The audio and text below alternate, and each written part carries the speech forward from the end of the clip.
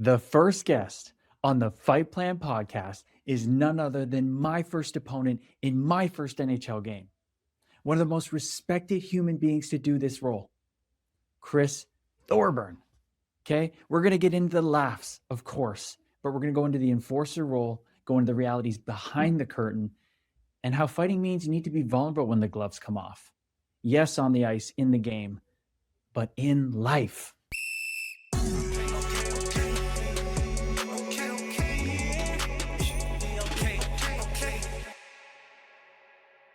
Whoa. Fight fans, slow down. Slow down. I know you're excited for the interview, and I'm so excited for you to hear it. However, I am also very, very excited to talk about my book, my memoir, that me and my co-author Dana have been absolutely pouring our heart and souls into for so long now. We got a date. I've been bouncing around all over the place with it, but June 29th, my favorite hockey number, right before Canada Day, before July 4th. Buckle up, ladies and gentlemen, fellow Waves. It's going to be a wild summer. Well, hello there, fellow Waves. In the ocean of loving consciousness, namaste to you and yours, as always, and welcome to the Fight Plan. My name is Curtis Gabriel. This show is simple yet deep. We sit down with people who know what it means to fight. Sometimes that literally means physically fighting. Sometimes it means fighting professionally in the arena of their career. Sometimes it means fighting in their family life. But almost always it means fighting internally, and we explore what life has asked of all of us so far in these fights. Because here's what I've learned. Even if your life looks nothing like our guests or mine, every human being has a fight with pressure, with identity, with fear, with expectations, with the past, and with the future. With the voice in your head that tells you you are not enough. And my goal with this podcast is not to fix anyone. It's to be curious. It's to explore these fights, to sit in real conversation without performance or polish. Some guests, they're going to keep it lighter, and we're just going to talk about the fun side of hockey, work, and life. That could mean we're laughing our heads off about a crazy road story, the wildest brawl on the ice, or changing diapers at home. Some guests are going to be super open about what they've gone through, not afraid to take detours in the conversation and let it all hang out.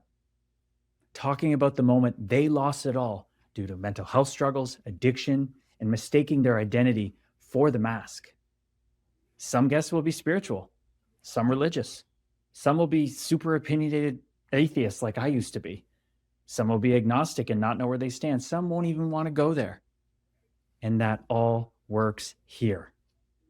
If they are willing to come on, they are welcome. Because the point is to explore the human condition honestly and let the fight rear its head or not. Let depth show up when it shows up. Because most of the time, the deepest moments are the ones you don't plan. I'm calling it the Fight Plan because in hockey, there's always a plan. The team has a plan for the game, and within that, you have a plan within your role. And we all know that fans have an idea of how they think it should go. I mean, all the armchair GMs, coaches, scouts, my gosh, the people that still yell shoot. But as a fighter, you really have a plan. You feel everything. You manage adrenaline, fear, pride, reputation, and all of it in front of thousands in the stands and millions of people online. But what I've realized, we all have a fight plan in life too. We have patterns. We have go-to moves. I sure did with my arm move. We all have ways we protect ourselves. And I know through my own journey that all our suffering comes from fighting reality, from fighting ourselves. Pain isn't optional, but suffering is. So on this show, we're not just talking about the fights our guests have had, you've had, or we're all locked in. We're talking about what these fights reveal about us all and the nature of reality. So here's how episode 1's going to work, and probably the framework for most episodes we will follow to start. I'll do a short opening from my end, which today is this intro to the podcast, but other episodes, there might be a share from me or something I want to riff on for 5 minutes. Then We will set the table for the episode and the guest we have joining us so we can hit the ground running when we talk to them in our hour and 20-minute interview.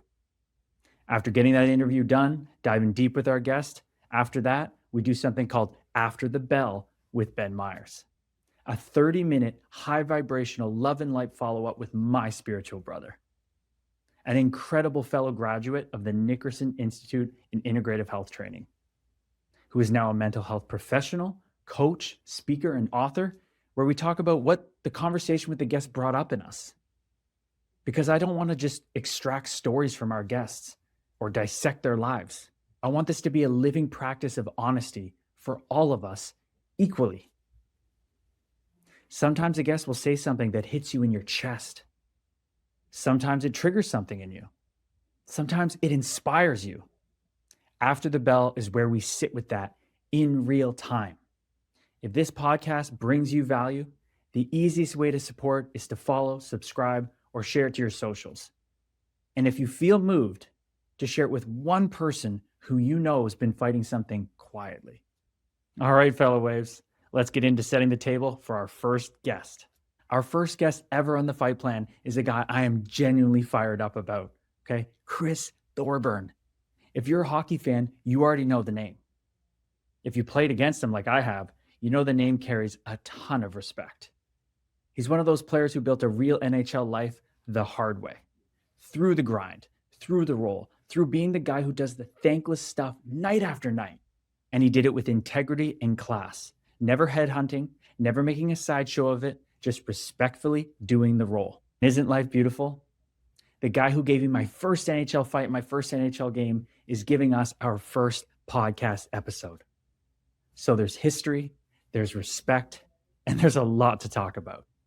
If this conversation is anything like the 7-minute call we had when I reached out to him, set up by our dear mutual friend, Jordan Binnington, it's going to be a riot of a time. So a little background on Chris. He's born in Sault Ste. Marie, Ontario, drafted 50th overall by the Buffalo Sabres in 2001. He went on to play 801 NHL games, which is an insane number when you consider how much it takes to stay as a bottom 6 role guy in the NHL. He played for 4 NHL organizations: Buffalo, Pittsburgh, Atlanta, Winnipeg, and St. Louis. And he was a huge part of the Thrashers to Jets era. He was a real piece of the team's identity. He wasn't just the tough guy. He penalty killed. He played 713 regular season and playoff games with that franchise and put up 49 goals and 121 points in that stretch. So today, we're going to go through Chris's career and life, the teams, the roles, the fights, the funny stuff, the reality of being that guy in the room and at home. How did he handle the pressure of being the spark plug, the aggressive guy, the energy guy, and still go home and be a husband and a dad? How did he translate that into retirement? I don't know, but I am so pumped to find out.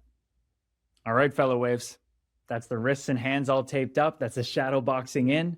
Now let's step into the ring with our first guest, Chris Thorburn on the Fight Plan podcast.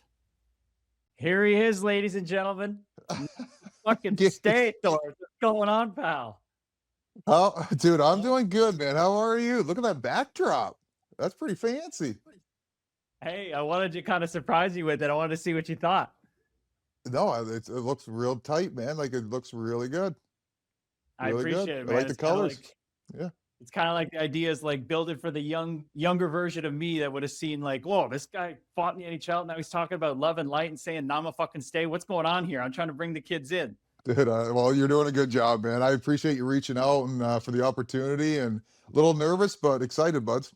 Oh, buddy, little nervous. Were you nervous when we fought our first freaking time in my first NHL game? How was that? Because that's where we got to start this one, kid.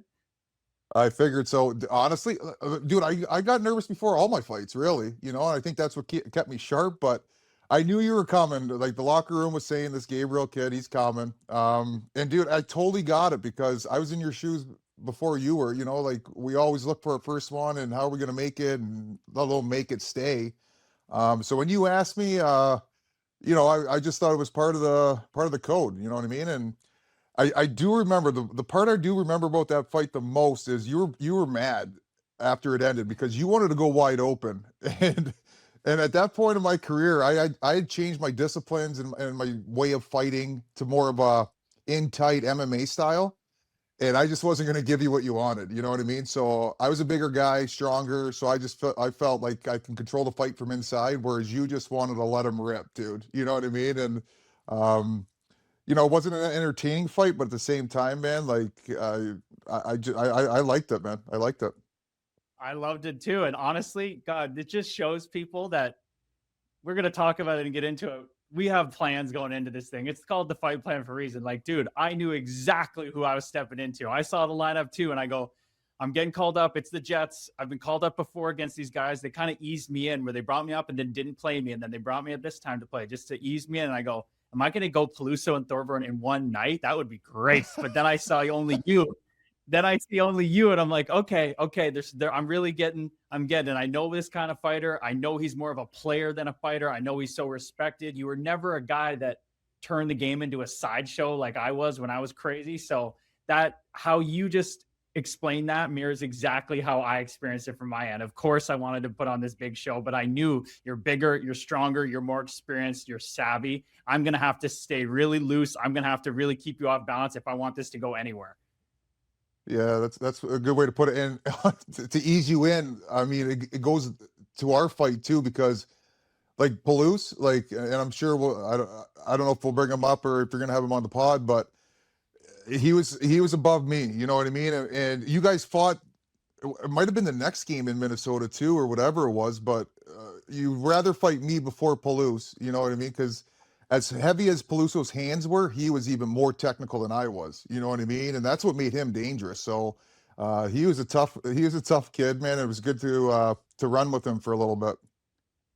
I can't imagine, man. Like you got to actually focus on the game that you were going to play, because we're going to get into that as well. But I want to touch on this because it's a note that you hit there that is so controversial with fighters, with fans of the fight game, with people who don't know this side of things. Is like you said, the locker room saying this Gabriel kid's coming hungry, and you're like, oh, here we go. I'm going to give this kid a shot because I got given that shot in the minors when I started playing pro, in the NHL, I'm sure.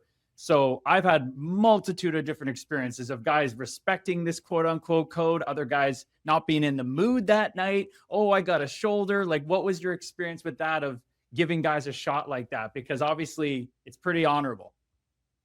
Yeah, and I can't say I was asked many a times, or the ones that I could remember. You were obviously stood out. There was once in the minors too, Cale Kessie, who I'm sure you know of. So he's a long time NHL tough. Same thing. The guys in the locker room, young kids at this time, because I'm 36 at the time, and they're like, "Thorbs, this guy is coming. He's going to want to fight you." I'm like, God. And we got Jordan Nolan on our team. Like, we have other options. So it wasn't until like the last shift of the game where he took a wide shot and he continued on, and I was cutting him off behind the net, and he just shed his gloves, and then a big line brawl broke out. It was more of like a wrestling thing on the ice, but that was never really one where he asked me, and I'm like, he's a young guy, yeah, sure. But for me, like, I had to learn all this stuff. Like in junior, I only had maybe 4 fights, so it was a process for me. Like, the best advice I got, and it's well documented, Randy Cunningworth, when I was drafted to Buffalo, after my first year pro, he pulled me into like our year-end meetings, and he's like, Thorbs, listen, man, like Buffalo's got all this talent with like Roy, Vanek, Pominville, even Goss said to an extent, Novotny at the time. He's like, you're gonna have to mix something in. Like you need a separator. And I'm like, okay. He's like, you're gonna need some majors. He told me straight up what I needed to do. And I went home, and I was fortunate enough to be from a town where you had like Denny Lambert, Dennis Viel, Jeremy Stevenson, like all these guys that fought in the league for a little bit. So I was able to pick their brains and wrestle around with them. And dude, I learned the hard way. I came back that next year, had 17 majors for Rochester, and from there on, I just kind of like, okay, this is what I got to do. And I loved it. Like, yeah, there was anxiety leading up or whatever, but when it came down to it, like, I really enjoyed it and what it stood for. Like, for your teammates, man. I never fought really for myself. It was like, you know how it is. Like, if your teammate gets hit, cheap shot or whatever, you're in a scrum, you're just sticking up for guys. And that's what I prided myself on. And that's how I tried to fulfill the role. Great insight there, man. That is awesome to hear, because we all get told that at some different level. For me, it was like 16, like that's kid. It's the only way you're making it. You're not seeing circles around anybody. You're not going to score. Like, we had much different paths that way. And I think it shows in how our fighting and how our careers rolled out. But let's take it back where you just took it back for. I'm going to have the nice intro set up so people have the background, but Sault Ste. Marie, Ontario, like from there, you got to be a hard-nosed player from there, and drafted 50th overall because you weren't, like you said, you weren't drafted just to fight. You were drafted as a player that could be a workhorse, that could do everything up and down the lineup. I mean, you're a PK guy in your career, so they believed in your motor, your size, your character, man. So it's interesting how you didn't fight much in junior, coming from back then when most people think NHL tough guy. Are you kidding me? He must have been an animal in junior back in the OHL when it was crazy in those days, but that wasn't your game. So that's fascinating. Second round pick, kid. Yeah. And Gabe's like, so for guys like you, like I have so much appreciation for the way they made it. You know what I mean? I was very fortunate. I don't overlook that. Like I was fortunate to get drafted high in the OHL and then again in the NHL at a good spot. And I was given opportunities, you know what I mean? Because of my draft position. That's just the way it goes. So for guys like you that have grinded and played in every league and then you finally get your shot, I think that led to more of me entertaining your fight too, because I know how hard, well, I don't know how hard it was, but I could only imagine. Right. So, yeah, just a respect factor there, but, coming from Sault Ste. Marie, like I came from a big Italian family, a lot of cousins, a lot of, like friends and like just a good support group. You know what I mean? Like we all did different things. Like I played hockey, but I also played travel baseball and, you know, you go watch your cousins play basketball or soccer and Sunday dinners at Nona's house. And it was just always a family dynamic. And I think I grabbed a lot of those experiences and kind of molded how I wanted to be. Like for me, I just want to take care of people. Like it's full circle stuff. So that was kind of where my pride came from. That's what I learned from the Sioux. And then once I got into the hockey and a little bit older, then I saw like, okay, like, you know, maybe there's a future here, you know, and it was always a dream, obviously. But how do you get there? And I was just fortunate enough to have so much support and, you know, mom and dad spending so much money and hours and road trips and all that kind of stuff that goes into it to fulfill a dream. And yeah, it was my dream, but I think we all achieved it together because everyone had a part in it. So I'm very fortunate and very appreciative of my path, but also to be able to get to that stage where I'm playing for myself, but I'm playing for a group of people that helped me get there. You and me seem to be cut from a similar cloth. You had the bigger family. It sounds like I had a kind of tight knit group at the baseball in the summer, the different sports year round, supporting your friends and family. And I mean, a little bit different as far as up north. You're probably a lot more driving to different places. I was in the kind of the GTA where it's a little tighter, but definitely similar and resonate there. So North Bay wasn't too far from the Sioux. Like that was kind of still staying in a northern place. What was that like moving away from home, from that close knit family? Like you said, Nona's house, the food, the atmosphere, and then jumping into a new place like this where all of a sudden you're surrounded by, okay, I was the big dog. You probably pretty physically mature, I'm sure too, probably pretty big, strong guy at a younger age. You're going into now there's 20-year-old dudes telling you how to live life. How was that? What was that experience like? Dude, I was fortunate, and honestly, like I was always the smallest guy. I didn't grow till grade 10. You know what I mean? Like, and I'd always like, Mom, what? Oh, buds, like, so I'd be like, Mom, like freaking out in Pee Wee hockey. Like all my buddies are like puberty and growing, and I'm like, what is going on here? And Mom would always tell me, she's like, your uncle's didn't grow till grade 10, grade 10, grade 10. So before I went to North Bay, I actually played in Elliott Lake. It's a junior tier 2 league, and you want to talk about like meat and potatoes, like that's where I really matured as a 15-year-old. I went, or 14, 15. So I got a little bit of taste of being away from home. It was only 2 hours away from home, so even closer for mom and dad to come up on the weekends and stuff. But really the biggest thing for me, and it was in Elliott Lake and through North Bay and then on in my career, I was really blessed with playing with good veteran players. You know what I mean? And they taught me the ropes, and this hazing stuff, like, it existed obviously, but I didn't experience it. So very fortunate in that way. Like my older guys, man, like they wanted us to hang out as younger kids and show us the ropes and you know, show you what the town's about. And this is what we do besides hockey. Like it's not always hockey. So I learned a lot through the older players, man. And then obviously I had my what I grew up on, and if there was a tough decision to be made, I just rely on that. But there wasn't many throughout my career, man. I didn't get put in bad spots, but I give a lot of credit to my veteran players, whether it was junior or pro. I was very fortunate in that regard. But yeah, going up to North Bay, I had a great coach in Mike Kelly. and he gave me an opportunity as a young kid, man. Like I was skinny, like, and he just taught me the game and how I was going to be successful as far as generating offense. And I wasn't a big point guy, but just explained the game from a different lens, and I just picked up things as I went. And yeah, I was just, I guess I could say I was well guided and well coached throughout my whole career, you know. That's beautiful, man. And holy shit, was Mama right, Nona right? Holy cow, dude, you turned Oh, into a freaking monster. Like I was a gosh, late bloomer too, but everybody told me I got drafted, and they're like, Gabes, you're gonna fill out like Brent Burns on the roster, 240 pounds. And I'm looking at this guy's bone structure, and I'm like, I'm a pencil. I walk around 165, 170 now, Thorbs. Like I am not that big of a guy, but you filled out with that freaking European heritage or something here, eh? well, did the Italian pasta, all carbs, you know, bread. Um, but throughout my pro career, like I had to, because until we got Peluso in Winnipeg, like like I had some good running guys. Like in Pittsburgh, I had Andre Waugh and Eric Cairn. And then when I went to Atlanta, I had Eric Bolton. You know what I mean? So Boltsy was like, he was a legit tough guy and had been for a while. So I just pick up the scraps that he was willing to leave on the table for me. And then when I went to Winnipeg, I was the only guy for a bit, you know, and so when I come home from from the season, my trainer would always be like, Thorbs, you need to eat a medium pizza on Fridays and ice cream just to fill in the cracks, because the purpose was like, now you're fighting these big guys, like you got to put on some weight, you know. And buds, I blew up, man. I went from like 215 to 240 plain weight, like in a season, you know. We also had like George LaRock in Pitt too, so like I was always surrounded by a tough guy like that would take care of the heavies. And then when I got to Winnipeg, it was just like, holy man, like I got all these guys coming after. I'm the guy, you know. So I had to plan for it. Dude, Yeah. 215. That's what I played at. You went from 215 to 240 plus in season. How the hell did you manage that No, transition? not in season. So like I went from 215 to like 225, and then by my third year in Okay. Winnipeg, I was about 236 to 240. But I always worked on my foot speed, and I wasn't quick in flight.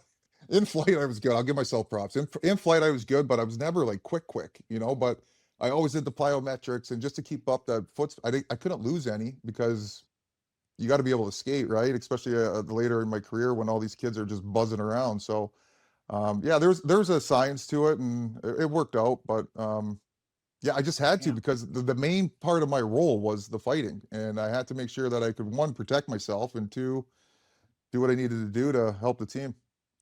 Yeah, but you don't get drafted 50th overall by the Buffalo Sabres if you can't skate. And then, my goodness, they picked Jason Pominville 5 picks later. Holy, like they were thinking highly of you, kid. That was incredible. That's amazing. Palmer's a beauty too. Dude, he's an awesome guy, man. Like we had a good draft class that year. We had Novotny go first round, and then Roy, myself, and we were all familiar with each other. But and then we got to grow together in Rochester too, which was great, because we had the lockout in 2004. Otherwise, Palmer and Royce probably would have made the jump. But we got an extra year together, and yeah, that was a fun group, man. And yeah, I don't know why they picked me.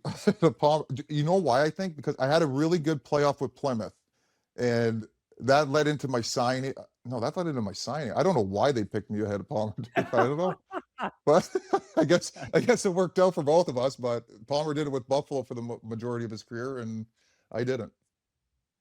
Dude, I feel the same way. I was picked 3rd round. My agent said, you're going to go 5th, but if somebody really likes you, go 3rd. And I got picked ahead of Carter Verhaeghe 1 pick before me. Are you kidding me? Like, it makes me laugh. Oliver Bjorkstrand, UC Saros, all these guys. But dude, looking at your draft, like back then they had 9 rounds, okay?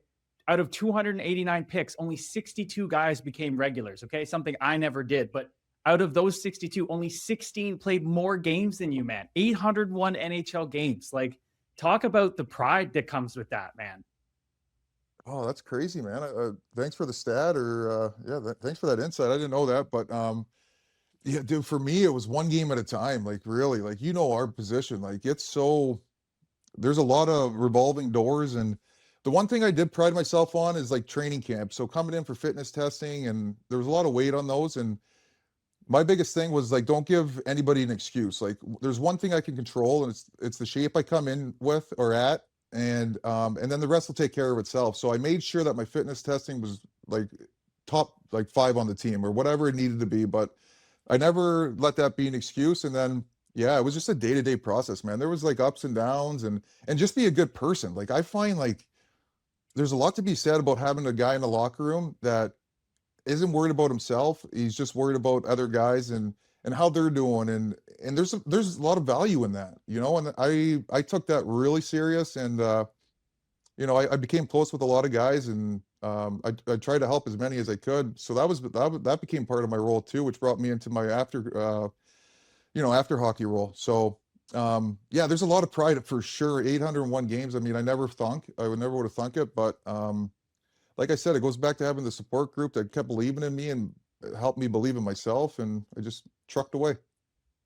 It's freaking incredible, man. It just like makes me so proud to be able to sit here and talk to you and have fought you. So like, damn, You're hilarious. you're coming out of Plymouth. You have this huge playoff, and you get into pro, and you're thinking, okay, like, you know, I was 4 or 5 fights in junior.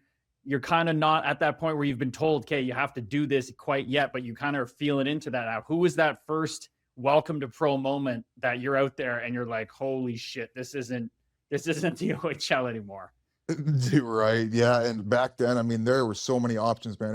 Every team had 5 or 6 guys. It was like, and they were just like you, just saliva and just like, who am I fighting? And like you said, like I just wasn't there yet. Mine was Kevin Bietska. Like, so it's a story, but the playoffs before Nathan Smith broke my jaw. It was a blindside hit, broke my jaw in the playoffs. I was out for the rest of the playoffs.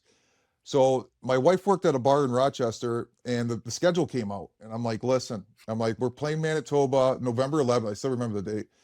I was like, I'm going after this guy. So the game comes, all the regulars at the bar are there, like, you know, and so I go after Nathan Smith, and I get him to the ground, and I'm like scraping his face off the ice from what I can remember. So that fight is over. Get out of the box, and all the guys come down to the penalty box. They're just like, boom, boom, like, Thorbs, you did it, whatever. Get out of the box. A couple shifts later, Mike Keane is like, Mike Keane was playing for Winnipeg at the time. And I'm cross-checking him up the ice. And thank God he didn't turn around, because pound for pound, he might be one of the toughest guys in the history of hockey. So I cross-check Keener, and I get cross-checked from behind, and I turn around, and it's Biatska. I'm like, before that game, he's out of college, man. Like, no idea. Like, there's no way this guy knows how to fight. He's from Bowling Green. Like, so, buds, I to this day, I can't find it on the internet, but I asked my buddies about it that I played with. He's like, Thorbs, we've never seen you get beat like that, man. Like, he beat the wheels off me. And I have no, like, I thought I tripped on a stick, like, but I've never been knocked out before, but I probably got knocked out there, but that was probably my biggest wake up. I'm like, okay, this is for real, man. You know what I mean? So, and he's a tough guy, man. Come to find out, like, he can chuck. Oh man, that's the wake up call. Like, holy shit, I need to know not only who the heavies are, I need to know, like, the 5-6 heavies on the team, who the hell are the other guys that I don't know, who might be lefties, who might be sneaky tough, like Bieksa knocking out giant Russians in the bar to get signed by the Vancouver Canucks in Burke. Like, you don't know these guys' backstories, and he's in your draft class. He had a ton of games in your draft class too in the 5th round. So another warrior that made it out of your birth year. Yeah. So that's an incredible welcome to pro hockey right there. My goodness. Yes. Well, dude, and at that time they had Rippin at that time. They had Mike Keane, Bietska, Brookbank, and like my coach sends me out after Brookbank. I'm like, and I'm halfway to the dot. I'm like, I look back at him. He's like, fight him. I'm like, and I pretend I can't hear him. So I get to the face out, the puck drops. I grab Kent Huskins, and I fight him. You know, I just like, I hit him a couple times. He went down, but I'm like, there's no way I'm fighting. Like, I'm not in that level yet. You know what I mean? So. There's a lot of good stories and funny stories. Oh man, I can remember my first year pro. I lined up in Adirondack. Okay, I'm on the right wing. Yeah. I got Trevor Gillies next to me. I got Brian McGrattan. Brian McGrattan, grumpy on the other side, on the other wing, and they have Matthew Tousignan, this little rat in the middle. It was the perfectly designed line. And Gillies I'm at the face-off, just holding my stick, focusing on the dot, not looking at anybody. And I just hear this fucking bear voice just go, "You ready for this, kid?" And I honestly didn't even look at him. And I said, "No, sir, not yet." And he said, "All right, kid." And he backed away. That was my rookie year. Literally. And then that same shift, I get on my D zone wall. Puck's coming up to me. I don't check my shoulder. Brian McGrattan leaves his spot on the other wing, comes across, he's so grumpy, hits me from behind. I just get up and I just skate right to the bench. There's a scrum. I'm like, I'm not fighting him. I'm not doing anything. I just go right to the bench. So I didn't do the super heavy kind of guys my first year. I eased in, but dude, that's a welcome. That was a big welcome for me. That was my welcome moment. Like, okay, I thought I'm ready, but this guy's got a handlebar that's longer than my pube hair. Like, what's going on? Like, this is not okay. This is not okay. Dude, you go from being a super heavy in the OHL or junior, and then all of a sudden it's just like, man, right? Like, and Trevor Gillies, man, you want to talk about technical fighters? Like, that guy was unreal, man. Like, technically, and a top, top, dude. Yeah. Oh my God. Yeah, it's crazy how like it's crazy how like you there's so many tough guys. Like, there's so many guys that now that I'm retired, I'm like, oh man, I wish I would have fought him just to see, you know what I mean? But at the time, I'm like, fuck, I'm like under the bench hiding, you know? But 100%. But you're just making me jump ahead and think it now because you got to fight one of those fuckers that I didn't get to. Twice you got to fight Chara. I was chasing around the ice. Yeah, Chara, man. Like, wow. Well, the first one in Atlanta wasn't much of a fight. He hit me once. I went down. Like, he hit me hard right in the forehead. The second one, it was in Boston. He ran Wheeler. At that time, I had more confidence against him. And dude, it's hilarious. From the back, it looks great. Like, it looks like I'm doing like uppers, overs, you know, like just picking them apart. And then they have an angle from the side, and my hands are like, my punch is like this far from them. Like, never touched them. But I did get the takedown, so I'll take that. But Z, like, I got a jersey signed by him. Like, throughout my career, I did like a jersey thing. So I got like guys to sign jerseys, and he was one of them. And, you know, I got it signed in the morning at pregame skate. And I went up to him during the game, during a timeout, and I'm trying to thank him. Like, Z, I appreciate it, man. And the refs are like fucking bear hugging me, like thinking we're gonna fight or something. I'm like, no, boys, I just want to say thank you. And he wrote on there, he's like, 2 Thorbs, tough as nails, Zdeno Chara. It was just like, it's so cool, man. So I got it downstairs. Yeah. So class act for sure. Damn, dude. I love stories like that. Hearing different guys collect sticks. You did the jerseys, kind of like the NFL soccer guys do. That's really cool. That's really unique. You're gonna have what a man cave you probably. You know what? It's kind of in like this case, but they're not spread out, which kind of sucks. But everyone has a story, and like I got probably over 50 of them, and some of them are my teammates, like Sid and Malkin and Kovalchuk, and there's just a lot, man. I played with some pretty good players, fortunately, and I tried to take advantage of it. You know what I mean? 100%. Okay, we're gonna go back to your first NHL game after, but I can't not jump on because I'm thinking about the listener, and I'm thinking about my experiences mixed in and the locker rooms and coming into NHL locker rooms, and I don't know, you were plugged in. Winnipeg wasn't far from Minnesota at the time. I'm not going to say it was the most cohesive locker room at the time for a young guy to come into, but talk about Sid. Like, is this true that like you come into the team and he's the first guy to greet you, take you around, the phone number, whatever you need? Like, that's what I heard about the guy. Yeah. From what I remember, like, it was only his second year, right, when I played with him, so still young. Right, but I'll tell you what. To this day, like, I'll text him, like, congrats on all these achievements that he's getting.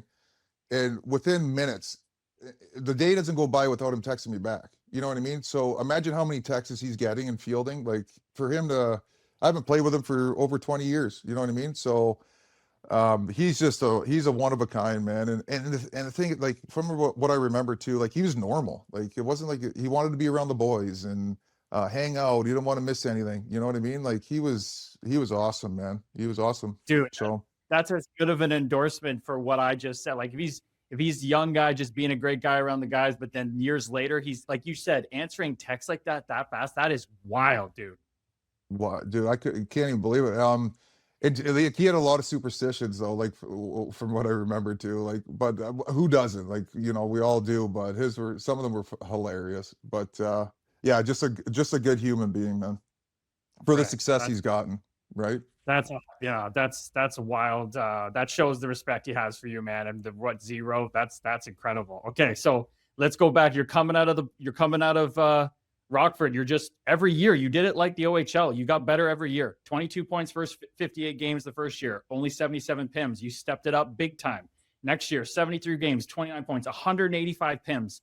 and then you come back the third year. Oh wait, no, you get your first games the second year after being more physical. So tell me about the first NHL game. We got to hear that. Yeah, so I got called up to Buffalo, obviously, and it's only a short track. It's only 45 minutes. So, you know, you go through you call mom and dad, and then you call your brothers and your buddies, and then you show up, and you don't know what to really expect. But I was fortunate to go through like 3 training camps by this point with a lot of the veteran guys. So I kind of had familiarity with them. Not that I was super comfortable around them, but great group of guys though, man. Like they really brought you in and made you feel part of it right from camp. Whether it was take you out for lunches or go out for dinners or whatever. So I was a little bit more comfortable going in, having to go into like a setting for a first time. And yeah, and then mom and dad came by or came up and they watched it. Got a couple buddies there. It was actually Joe Thornton's first game with the Sharks. Come So when he on. got traded from Boston to the Sharks, so there was buzz around it, right? Which was good because I didn't have to. Yeah. It wasn't about me. You know what I mean? But yeah, I still remember Joe Thornton. Honestly, the coolest thing, and Adam Mayer is a similar type player to what I was or what I became. Um, After the national anthem, and like, it was almost like we were in competition for spots, but not really. You know, like I was a little bit earlier in my development, and he was already an NHL player. But after the anthem played, Mersey walked down the bench, and he's like, "Congratulations, kid, you made it." You know, for someone, I've never forgotten that. Like for someone to do that in a position where we're kind of fighting for that same spot as a role player, like for him to do that, man, like just it meant a lot. So that was probably my my biggest memory from that game, besides me actually playing in it.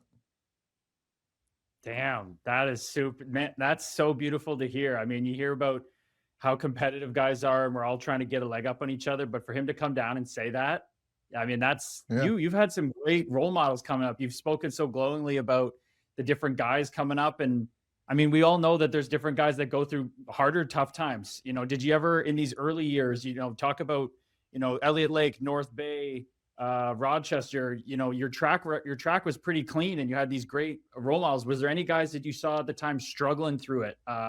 Guys that confided in you? Did you ever have moments where you were just like, I don't know about this, and had to lean on the boys more? Like, talk about that angle of the grind, kind of seeing teammates go through different things. Yeah, yeah.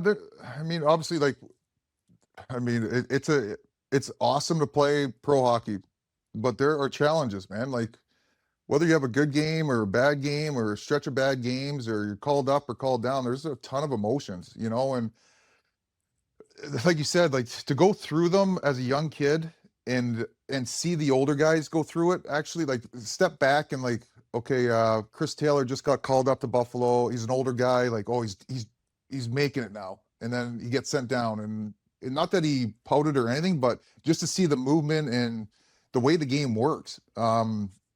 Was just like eye opening.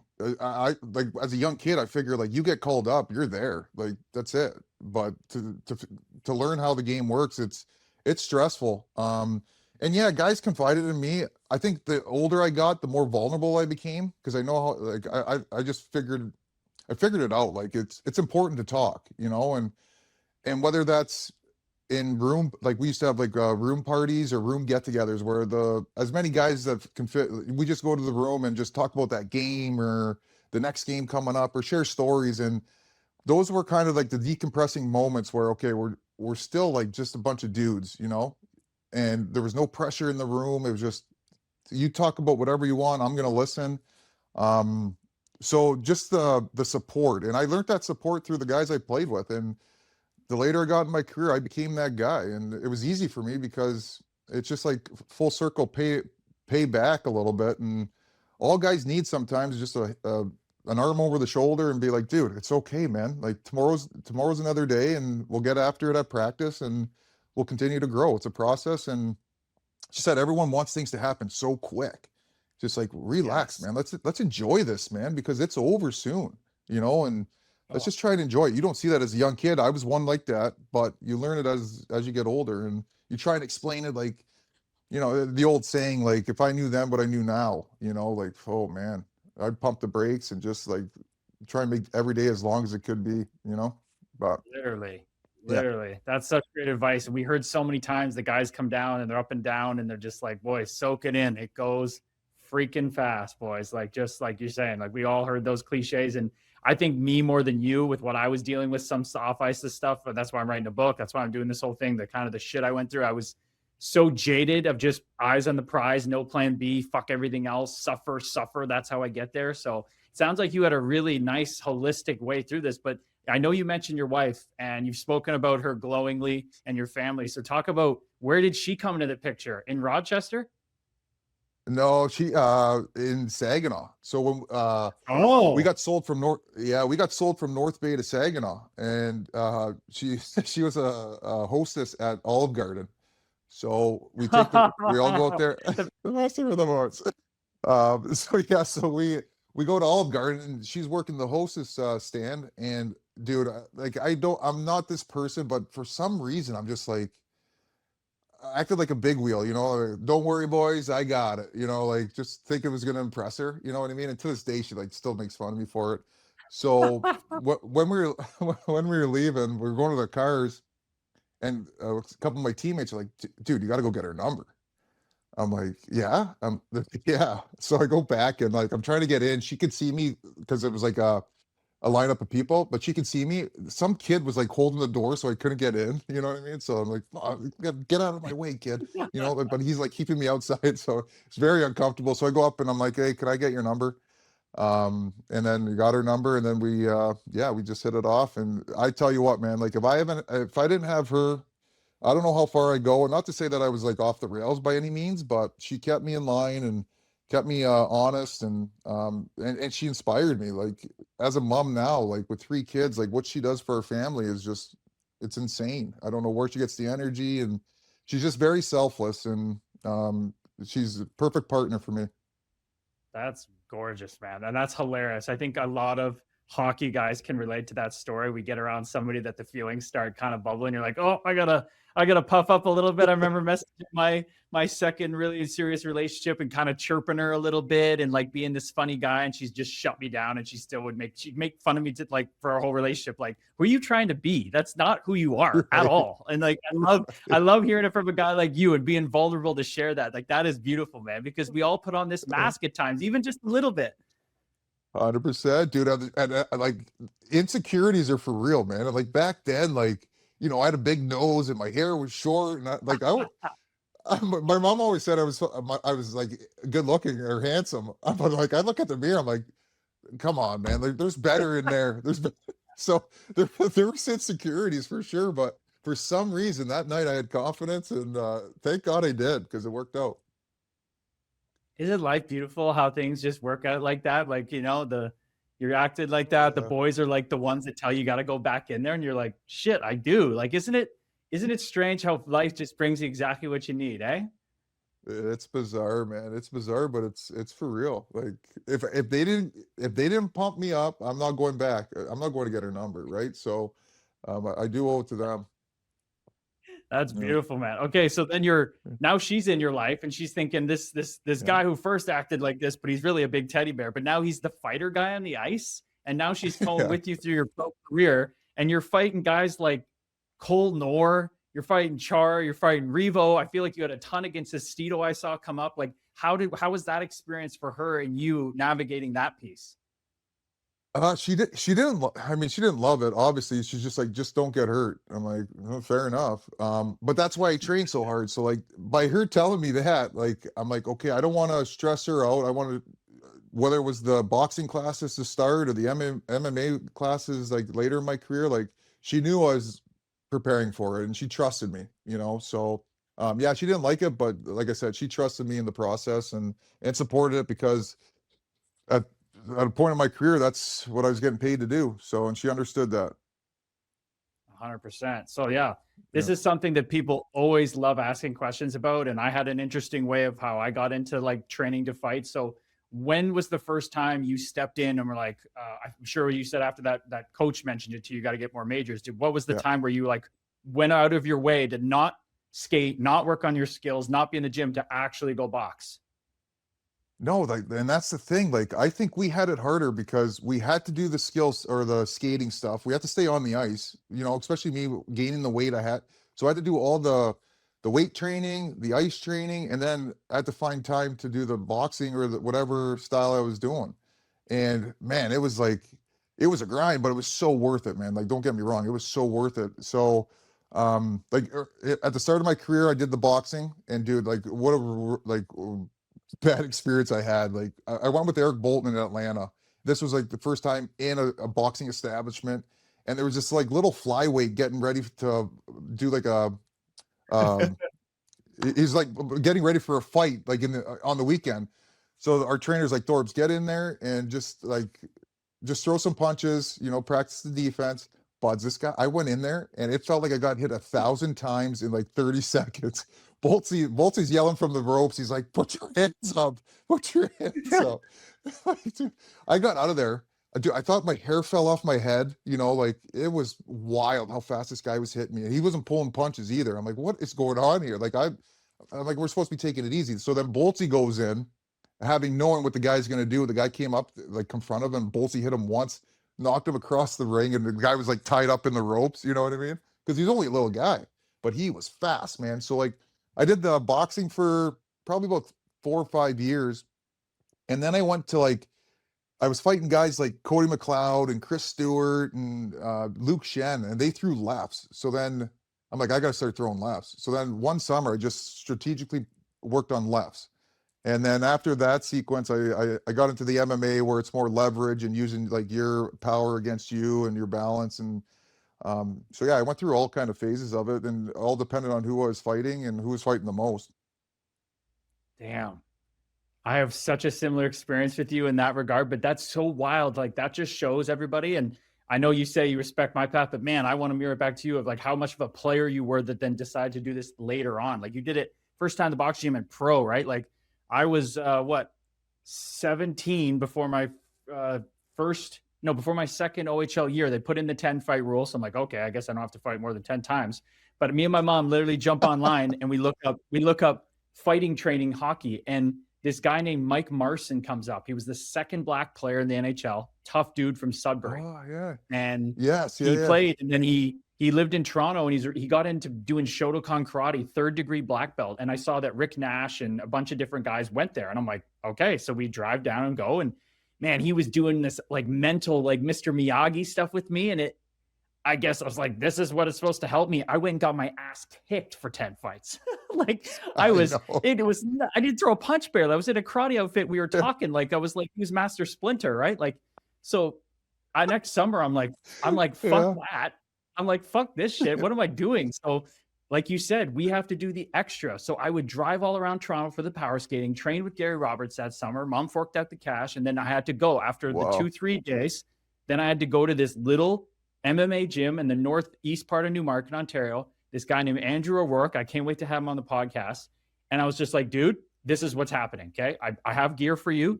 I got shoulder pads for you, elbow pads, and a jersey. Same for me. I even brought the gloves. And I said, we're going to go to the boxing bag. I know how to punch. We're going to punch that thing until I'm tired, 45 seconds a minute. Then we're sprinting over to the mats, and you and me are stand up grappling. And that's what I did. I just felt like get tired and then stand up, leverage, grapple, right?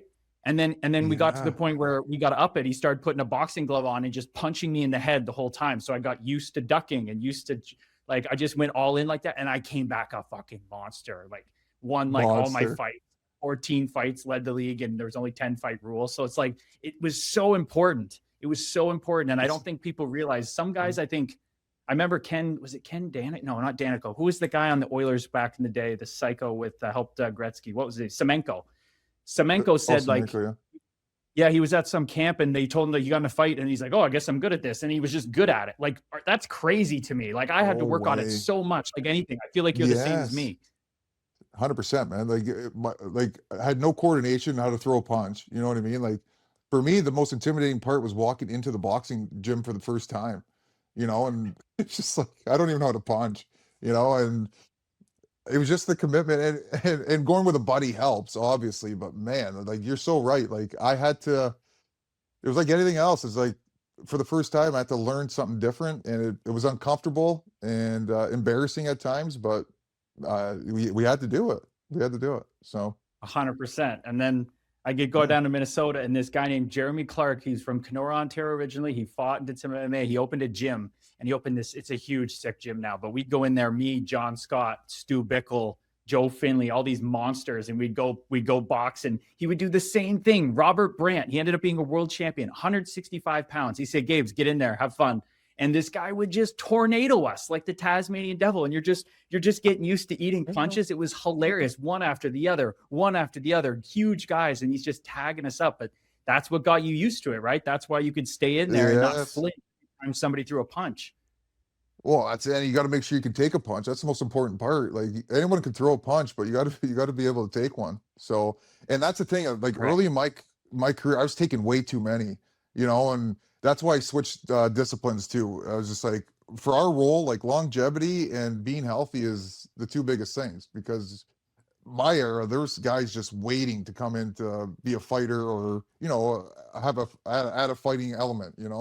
So I was just eating way too many punches. My grip strength was terrible. Like if you go my early fights, like I'd go for the elbow, and then I'd sprain my thumb or whatever. Like I had the worst grip strength, and like Peluso actually taught me, like in Winnipeg. This is like later in my career. Like this is where you hold, and it was the inside shoulder pad, control the shoulder, and you could actually anchor down. I'm like, holy man, Luce, that makes so much sense. Now everyone has their own thing that worked better for me because I am bigger and longer, so it worked for me. But I just couldn't hold on to a jersey because I'd sprain my wrist or my thumb, or I'd lose my grip, and then I'd just eat punches. So that's Yeah. why when I did the arm move to you, that got that arm off a little Dude, easy. That was I my thing, right? Because you're this I big, strong started. guy. You're the big, strong guy. You're like the elephant body type, man. I'm a freaking giraffe. Like I was pounding food to be 215. I was dying skinny fat at that size. So like I knew I watched Revo. I watched Revo do that thing where he gets guys grab hand off, and I tried to make it my own where I wasn't as strong to grab the hand. I went elbow and tried to find that leverage point to get you off balance, so then I could throw without you coming back the other way. And it kind of turns you around. And then you're like, oh shit, you were trying to grab on, because it is hard with our thumbs. They get so fucking sprained. Oh, so dude, that was the arm move, and my hand came off so easy, buds, right?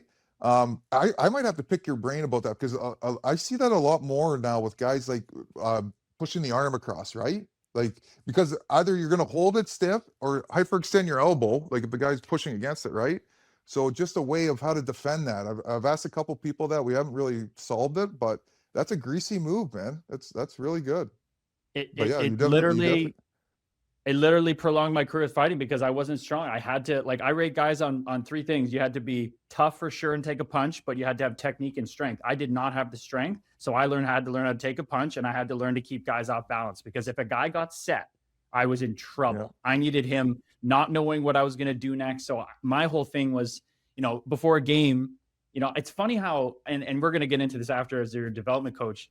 Football in the NFL has all these plays to remember, but I still watch games every night where role players make mistakes that are so brain dead. It's like, how many things do you have to know? You only have to know a couple things in hockey. I know it's instinctual, but I literally took it to the level of not only sitting down before games and drawing out on a page, like, what are my responsibilities? But then I would shadow box the mirror. I would prepare and watch a guy like you to fight, watch Palouse, watch all these guys. So, okay, this is what I do in this situation. I got to go to my arm move. Then I get a duck here. Like, I had to do all that kind of preparation. And I feel like that's always been the separation for guys like us in our own way. Thing is a big thing, and obviously videos came in when I was still playing, which was great because you go to hockey fights, whatever, and like you kind of see how the guy's done recently and what their tendencies are. So, not that I did a bunch of it, but I still, like when the big guys came, like Colton Orr, like Fraser McLaren, or like the bigger guys, like for those big games, I'd watch a couple of them, but at the same time, like I was just comfortable with my technique.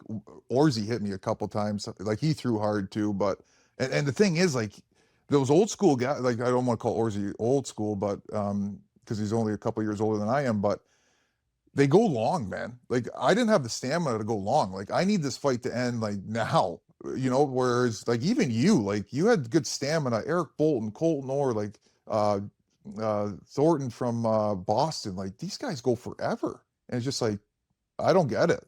Cam Jansen, man. Cam Jansen was nuts.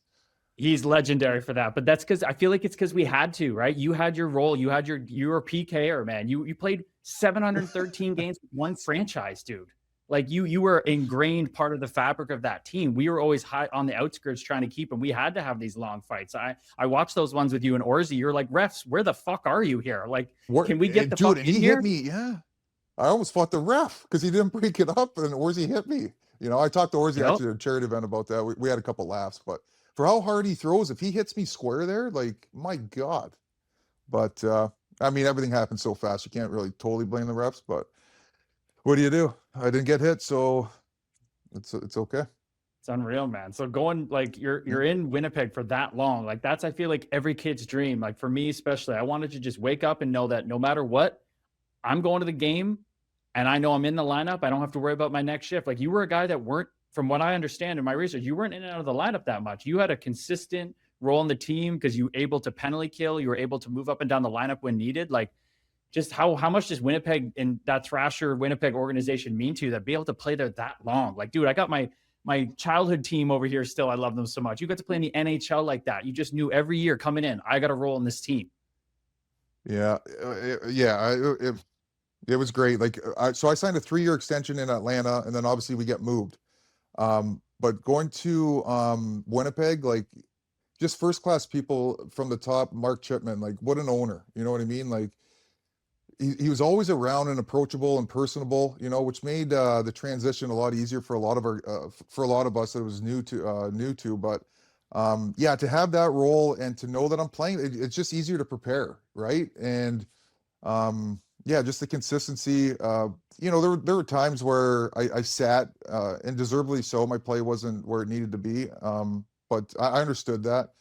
But for the most part, like, it was pretty consistent throughout those years, and yeah, very fortunate, man. Like, to play in that organization for as long as I did, I took a lot of pride in that, and I just think it had a lot to do more, because like where I was in my career. Like, I was able, like, we brought in Patty Line and Nikolai Ehlers, like a lot of young kids. Evander Kane was there, and like younger kids that I can kind of, you know, just grab onto and just try and help out any way I could. I'm to make myself sound like a hero, but that became my role, and I took pride in it. Right. Yeah, man. 100%. So you were kind of right as that new wave came in. And then I think, I mean, I know I spoke about it with Minnesota. I just call it like it is. Minnesota, there were some amazing dudes, but man, the top leadership there, I didn't feel very welcome and accommodated there. I mean, I spent Thanksgiving in the hotel with a buddy, not at somebody's place. You know, like I could go down the list of things that there wasn't a guy like you that was stepping out of his way to bring people in and make people feel welcome. Guys were great, but they were more passive. They were more introverts and just kind of kept to themselves. But yeah. I know Winnipeg kind of became this place that had some animal, like, not, I don't know, I wasn't in the locker room, but you hear things of like, you were kind of before that though, before it kind of transitioned to that, because for a while I heard that locker room was kind of messy. Yeah, and during my time, so when we went there, we tried to establish a culture. We didn't really have one, and we tried. I think more got done when I left. I think so. And I loved my locker room. Like, don't get me wrong. Like, and when you say like taking care of guys, it wasn't just me. Like, you know, even Buff was like such a big personality, but he'd have all the parties at his house, and you know, you had to bring your own beer, which was hilarious. But either way, you'd open his he'd open his jar. I always give it to him about that. But yeah, but we like, we had Blake Wheeler, Andrew Ladd, like all these guys were very generous with their time, and you know, opening up the doors for the younger guys. And I just fell in line with that. We had Mark Stewart, like, who's just a consummate leader. You know, he just breathes like leading. So we had the pieces. We just, during my time there, we just couldn't put it together in time, I guess. Right. Glad you still got to experience the whiteout for 4 games, though. 4 playoff games. That must have been awesome to be able to experience that, though. Dude, 801 games and 4 playoff games. I mean, hey, brother, you're speaking to the choir here, but I was always this guy, I was the tough guy protecting the shittiest team. So believe me, I get you on that one. No, dude, the thing is, I played on good teams. We just didn't have success to get to the playoffs.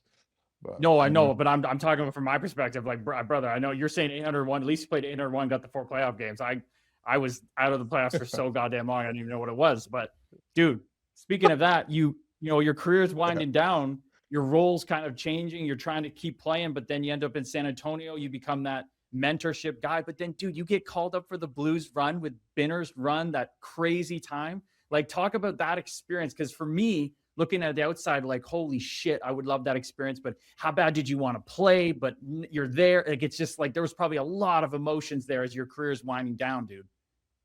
Yeah, but like this story's been told too, especially after we won. But so I got sent down. I signed a 2-year deal in 2017. Played there my first year of that deal. Second year, we just finished playing Washington, and it was the game that Tom Wilson hit Sundqvist, got suspended for like 17 games or whatever.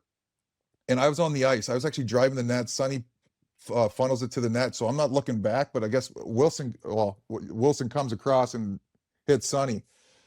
I'm focused on the puck. I want to score for whatever reason. So Sonny gets hit. I turn around and Ovi was there. I'm like, Ovi, was that you? He's like, no, that wasn't me. So then I see Tom Wilson, and one of my regrets is like I should have dropped my gloves right away. I just skated up to him, tried to get at him. The refs were already there, and I should have just made to your point, I should have just made a mockery of it, but I didn't do that. And then that night, Doug Armstrong called me up to his hotel room to send me down. And Bud, you want to talk about emotions? Like, it was like full on. But the group, the culture in St. Louis was so ridiculously awesome. Like, so I go back to my Army's like, you can fly out tonight or tomorrow. So I'm thinking I'm going to fly out tonight, get home, get settled, and then head to San Antonio. And I get a call from a couple of the guys. They're like, you're not leaving tonight. You're coming out with the boys. I'm like, okay, I'm just in my room. So I hear a knock on the door. Alexander Steen, Alex Petrangelo, and Vladimir Tarasenko come with a 6-pack of beer. They sat on my bed and we talked. You know, I was crying. I'm like, holy man, I'm 35 at this time. I'm like, this is it. Like, you know, then they're talking me through it, and we go from crying. I go from crying to laughing, and they're like, let's go. We're going to the bar, or we're going out. I'm like, okay, you guys are the best. So I get back to St. Louis, and Doug Armstrong calls me. He's like, Thorbs, listen, man, like, just take it easy. I'm going to meet you, and we're going to figure out a plan. I'm like, okay. So I meet him at like a Starbucks, and Army's like, listen, like, I want you to make out a schedule that works for your family and give it to me. I'll authorize it, and then we'll follow the schedule. And dude, like, this schedule was like, it was wild, man. And I'd fly in for weekends. I'd play like Friday, Saturday, Sunday, fly home Monday, stay in St. Louis through the week, and then I'd do it over again, you know. And some days there would be a middle game week or whatever. And Army and the organization was so understanding. And it wasn't until like later, after I was done, where I look back and the appreciation that I'd grown. Like, I look back and I'm like, fuck, like, these guys have been practicing all week. And I fly in there Friday morning and I'm playing, you know, like, so like the young kids working like for ice time and opportunity, and it's crazy. Like, I appreciate them not complaining about it, and the coaching staff letting me do it. And then obviously Doug Armstrong okaying it. Like, what they did for me was wild that year. So after every trip, Army would call me, Thorbs, how'd it go? How's it going? What's up? So I'd fill them in. How's the team doing? And then after the trade deadline, you're all 3 call-ups, and then that's it. For like, you can't call up any other guys. And for me, it was important. Like my oldest son has autism, and for his services, like, they're super expensive. And the NHL insurance is like, it was probably the biggest perk throughout my whole career, or since he was born. That was the biggest perk of playing in the NHL, was that insurance. So Army makes 2 transactions after that trade deadline. And I was on my way back to St. Louis, and he calls me in like early, or it was like middle of March, March 20th or something like that. And he calls me, he's like, Thorbs, he's like, you home? I'm like, yep. He's like, did you bring your gear? I'm like, no. He's like, he's like, well, because we're calling you up. I'm like, what? He's like, yeah, we're going to call you up. I'm like, holy shit, Army, that's awesome, man. And he's like, I got one more question for you. You might want to check with your wife. He's like, ask Sarah if we could put you on the playoff roster. And I'm like, holy man, no way. I'm like, Army, I'm in, like, I'm in, obviously. So yeah, then I joined the team there, and then went through with the playoffs. We played Winnipeg first round, it was crazy. But yeah, as far as playing and not being in, I just continued to do what I did. I just talked to guys after games, and just helped out anywhere I can, like passing in practice or pregame skates. And Bud's like the ride that they allowed me to be on and took me on was just phenomenal, you know, and forever indebted to the Blues organization. And the cherry on top was we got put back on the NHL insurance, and to this day we have it. And my son gets his services. We don't see a bill. You know what I mean? So yeah, Doug Armstrong, Tom Stillman, a big part in that too was Tim Taylor. Like, just good people, man. Really good people. Damn, dude. Well, good people, but at the same time, you earned that shit, man. Like, again, you were not someone who turned the game into sideshow. You always played it honest. You had so much respect in the league. I've never heard a bad word about you. So you earned that, as well as that their grace is making that happen for you. So that's beautiful to hear. And I know you've spoken about it before, and being a part of that run, that is what a magical way to have that, you know, like you said, cherry on top, kind of the career, the full circle. And then that just takes us into post-career. And you brought it up, and you've spoken about how important your family is, obviously your wife. Speak about what that transition was like. You retired in June 2020, didn't start working as what you're doing now a couple of years later. What was that transition like, from the role, from the boys, from the locker room to the family, dealing with your son's neurodivergency and all the stuff you got into, raising money for his special needs teacher? Like, it sounds like you had a beautiful time. Yeah, we and St. Louis, man, like we were only there for 2 years and like one season really, but we got to know so many good people, man. And like they're very simple people, but hardworking, and it's like we fit right in, you know, just with our mentality. And yeah, if we came up with an idea, the team, you know, supported it, and we were able to. It was an inner city school, so we were able to raise a good amount of money for Bennett's classroom, and it extended beyond that. And that was just a way of us to show appreciation for the help that we got through that school system and the community. So that was super cool. Obviously, huge help from my teammates in raising that money. But yeah, the thing with me, like I was able to prepare for the end. You know what I mean? I knew after that year, 2019, I knew that was it. So mentally, I was able to prepare myself. I knew what I was going to do for that first year. I was just like, I want to be off of structure. You know, like I just want to decompress. And during that whole time, like Tim Taylor stayed in such contact. Doug Armstrong, you want to talk about a busy guy, but always return calls. Like he's like, they're like first class for that. So I wanted to get back. I felt like I needed to give back to the Blues for what they did for me and my family. And one way to do that was I felt the player development role. One, because it's an awesome role, and two, I just felt like I was doing it for, you know, near the end of my career, you know, especially that final season. So COVID hit, they weren't hiring, but they still kept in contact, man. And then Tails, he's like, he gave me little projects, you know, just to see if it works for me and my family, and it did. And they brought me aboard, and I couldn't be in a better place, man. But there was some challenges though. Like, I don't know if you went through them, but that first year was great off the structure, but then it's like, holy man, a year's already gone by. Like, I got to do something. And the job was there, yeah, but my home life, you know, like, well, I'm on the road so much, or was on the road as a player so much, I'm almost interfering with our home life, the way my wife had it structured with the kids. And now I'm trying to implement my own thing. And she's like, Chris, this is already set up. Like, just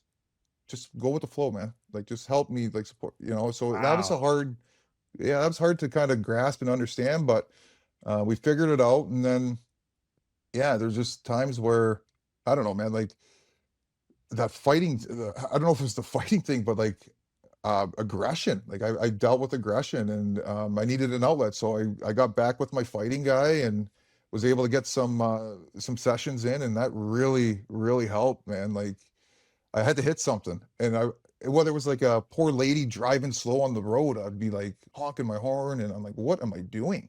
You know, so I kind of identified it, and got some help with it, and dude, I'm so glad I did, because I'm way better now. Now I'm the slow driver on the road. You know what I mean? Rather than getting speeding tickets. You know, Dude, so that is beautiful. I want everybody out there to hear that, because something I always say to people and joke around about if someone's having a tough time, dude, the boxing gym will let you come in for $5, pick up a pair of gloves and punch the bag. That's where you let the aggression out. That's where you let the anger out. You don't project that on other people, but we have to meet people where they're at and understand that somebody something projects, it's how they're feeling. When you were honking and trying to get around that lady, it's because you were projecting your inner state. Everything we put out is a reflection of our inner state. So brother, did I ever go through it? And that's why I want to have this Fight Plan podcast now, because yes, it's about the fights on the ice, but it's about these fights in life and these transitions we go through, and everything's impermanent. Everything's going to change, but that is so beautiful how you handle it. It's such a parallel that you had to almost come into your own family and merge into the hockey locker room. Like, hey, like Thorbs, we already have, this is what we do here. Just fit in. And you're like, oh shit. Yeah. Okay. Like, and you having to take that and deal with the change. And then you found the outlet for it to then still come back to the family and fit in and be that. So that is a beautiful share, man. Yeah, no, yeah, well, that's what it goes back to our conversation earlier at the start of it, like just vulnerability, man. Like, and the thing is, my wife would be like, "Dude, what's going on?" And I wouldn't share it with her or tell her, but she knew something was going on. And then through the process, I started talking to her, and I'm glad I opened up because it feels so good. You know, it's hard to do. Don't get me wrong, but man, when you do, oof, like decompress, man. Because we're taught, it's ingrained in us, you know, we're like it or not, how good of guys we are not, people can't help but put us on pedestals, give us that privileged feeling. We're the tough guy. We have this ego that builds, that becomes the reason we're a pro athlete. At the end of the day, you and me are talking as nice guys. We were killers on the ice because we had to be. That you don't make it there without that killer edge to you. And I was talking to you on our pre-call about Zach Dalpy, another guy I'd love to have on, a player development coach with Seattle that you know, and he's just like, you can tell nowadays with these kids, you meet them and you just tell who wants it. That's a part of it. That's a part of guys who make it. So you have to be able to be vulnerable. And I'm trying to tell guys, like you're talking about, it's the most powerful thing you can do. If you bottle shit up, how many times have you thought, like, the guys that make it are the ones that were emotionally grounded? The guy, like, to play in the NHL at 18 just still blows my mind, but to be emotionally mature enough to handle the shit show that is pro hockey is crazy. Yeah. There's too many moving parts. You know what I mean? And like, and I use this with my kids all the time, and a lot of people do, but like, keep your head where your boots are. You know what I mean? Like, just be present, you know, and it'll happen. Let's just enjoy the ride, man, because the ride's the best part, you know? So, yeah, to try and understand the pro business side of hockey, there's no way. So why try? You know, why stress about it? I agree. It's pointless. It's pointless. I agree. So you had that kind of I'm so glad you touched on that vulnerability. How does that lead into being the protector in the room, now finding that vulnerability off ice? How does that lead into being now the husband that's not the hockey player, the father that's not the hockey player, especially to your son Bennett? How did that influence your life? How has that been? There was an adjustment period, you know, because now you're around it 24/7, you know. So once being vulnerable, asking my wife, like, okay, what do I do here? You know, don't pretend I know everything, you know, because that's what I tend to do, you know, or did. But just confide in her, and okay, what's been working for you? Like when I'm on the road, and she'll give me tips, and dude, every one of the tips that she gives me works, especially with Bennett, because he's a sensitive kid at times, and he's got some triggers. So yeah, but we just game plan for it. Our other kids they're awesome, man. Like Mary and Oscar, like. Mary grew up way too fast just being around Bennett, but she's so empathetic, and she just understands more than she should for a 9-year-old, but she's gonna be good for it. But yeah, she's a problem solver too, you know, and she wants to help people. And yeah, we're very fortunate to have a good community of like, our family's just like, we get each other, you know, and it's a good mix, and we got chaos, we got love, we got everything, man. So we just deal with it on a daily basis. And for me, being retired, it's like there's always something going on. Every day's different, you know what I mean? So it keeps me busy, man. Keeps me busy, but a good busy. Yeah, they definitely good busy. You got the kids at home, and now you got the kids you're working with. So 4th year now. Except the kids that I work with listen to me. You know what I mean? That's what I tell my kids. I'm like, why do 30-year-olds or 20-year-olds and older teenagers, why do they listen to dad? And you guys choose not to. You know what I mean? It's just a running joke in our household. But well, that's good. You feel like these guys you're working with now for 4 years are listening to you, because I mean, I was a little mental health kind of mentor for the Owen Sound Attack, my former team, in last year, and I found guys they're younger, obviously. These guys that you're working with are another step of the commitment. They're already at the pro level. Or sorry, not always. They're drafted though, or they're in an organization to have their mindset on that. But I found some of them hard to listen. And obviously you carry more of a reputation and weight with you and the role you're in, but talk about what that transition's been like. What's been pleasantly surprising about working with this new generation, and what's been You know what? I think they're like both like a blend together. Like what's eye opening and been pleasure. Like they want insight, you know, and the cool part is like they ask for the insight, and it's not like they just do it to talk to you. You know, they actually apply it. You Mm, know, and then for me, like just to see the progression. So I've been working with some kids now for 5 or 6 years, and the progression that they've had, you know, just through conversations, you know, and the way they're trying to implement it. Yeah, the process is real. So it's a matter of like having patience and just being a resource for them and supporting them. That's there's no real like magic. Like I'm not going to get you there. I'm not going to get you there any faster than how, like what you're going to do to get you there. You know what I mean? Like, but I'm going to be here along the way. If you need to call me, whatever time it is, you had a bad game or whatever, you call me. Like, let's take some pressure off your parents. Use me, and then we'll have a conversation, and then tomorrow will be better. It's that's just my philosophy, and it just support these kids. We're a resource for them. And yeah, there's the hockey part, but man, like a lot of these kids, like you got to help them a little bit off the ice too, you know, because it's different than when I was coming up. And the thing with me is, if I don't have the answers, I'll get you the answers, but you got to let me know what you need. You know what I mean? So it's about trust and relationship, and it's just a cool dynamic. And I've dove right in, and I love it because you're just helping.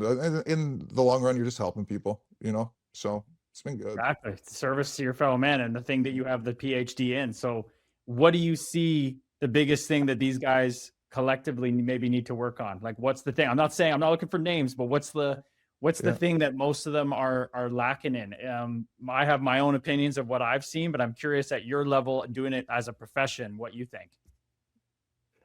Well, and you hate comparing eras or whatever, but one is a routine. Like find your routine and what works for you, because the HL is a grind, and you got to find a routine that works for you where you can be ready to go when it's time to perform, you know? So whatever that is. And then the second thing is like I just like to see the guys hang out more, like in our era. Like, you know, Mm, you go for team dinner, there's 10 guys, there's not three, you know, mm. or just the camaraderie part. Like it's great in the locker room and stuff, but outside the rink, because these kids, like they have so much time on their hands, you know, and like how are you fulfilling that space?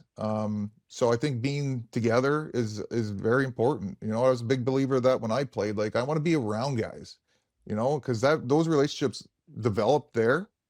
And then when you go to play like for guys in our role, like now I know you at this level, like I want to fight harder for you, you know what I mean? Because we hung out and I know your story more so, and we got this relationship.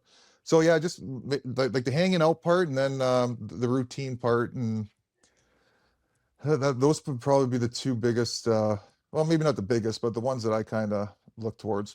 Yeah, no, I think you're spot on, because most of these kids, let's be honest, don't have many other side passions. Like I wasn't a guy I burnt the boats crossing the ocean. I had plan A, there's no plan B. And now that I've dove into what I've gone through in post career, and I've seen the studies that, you know, having a side project, a side passion, working on something that is totally different than hockey, that's creative in nature, can literally free up your performance. We think it's the opposite. We think it's only plan A and nothing else matters. But the research says find something else. It takes the pressure off hockey. It opens you up. It improves performance. So if guys aren't doing that, what the hell are you doing not hanging out with the boys? Why are you just, you know, get around each other? You know, even if it's playing video Yeah. games in the same room, bring the TVs together, hang out, cook dinner together. If you're not doing something else, be doing that. I totally agree.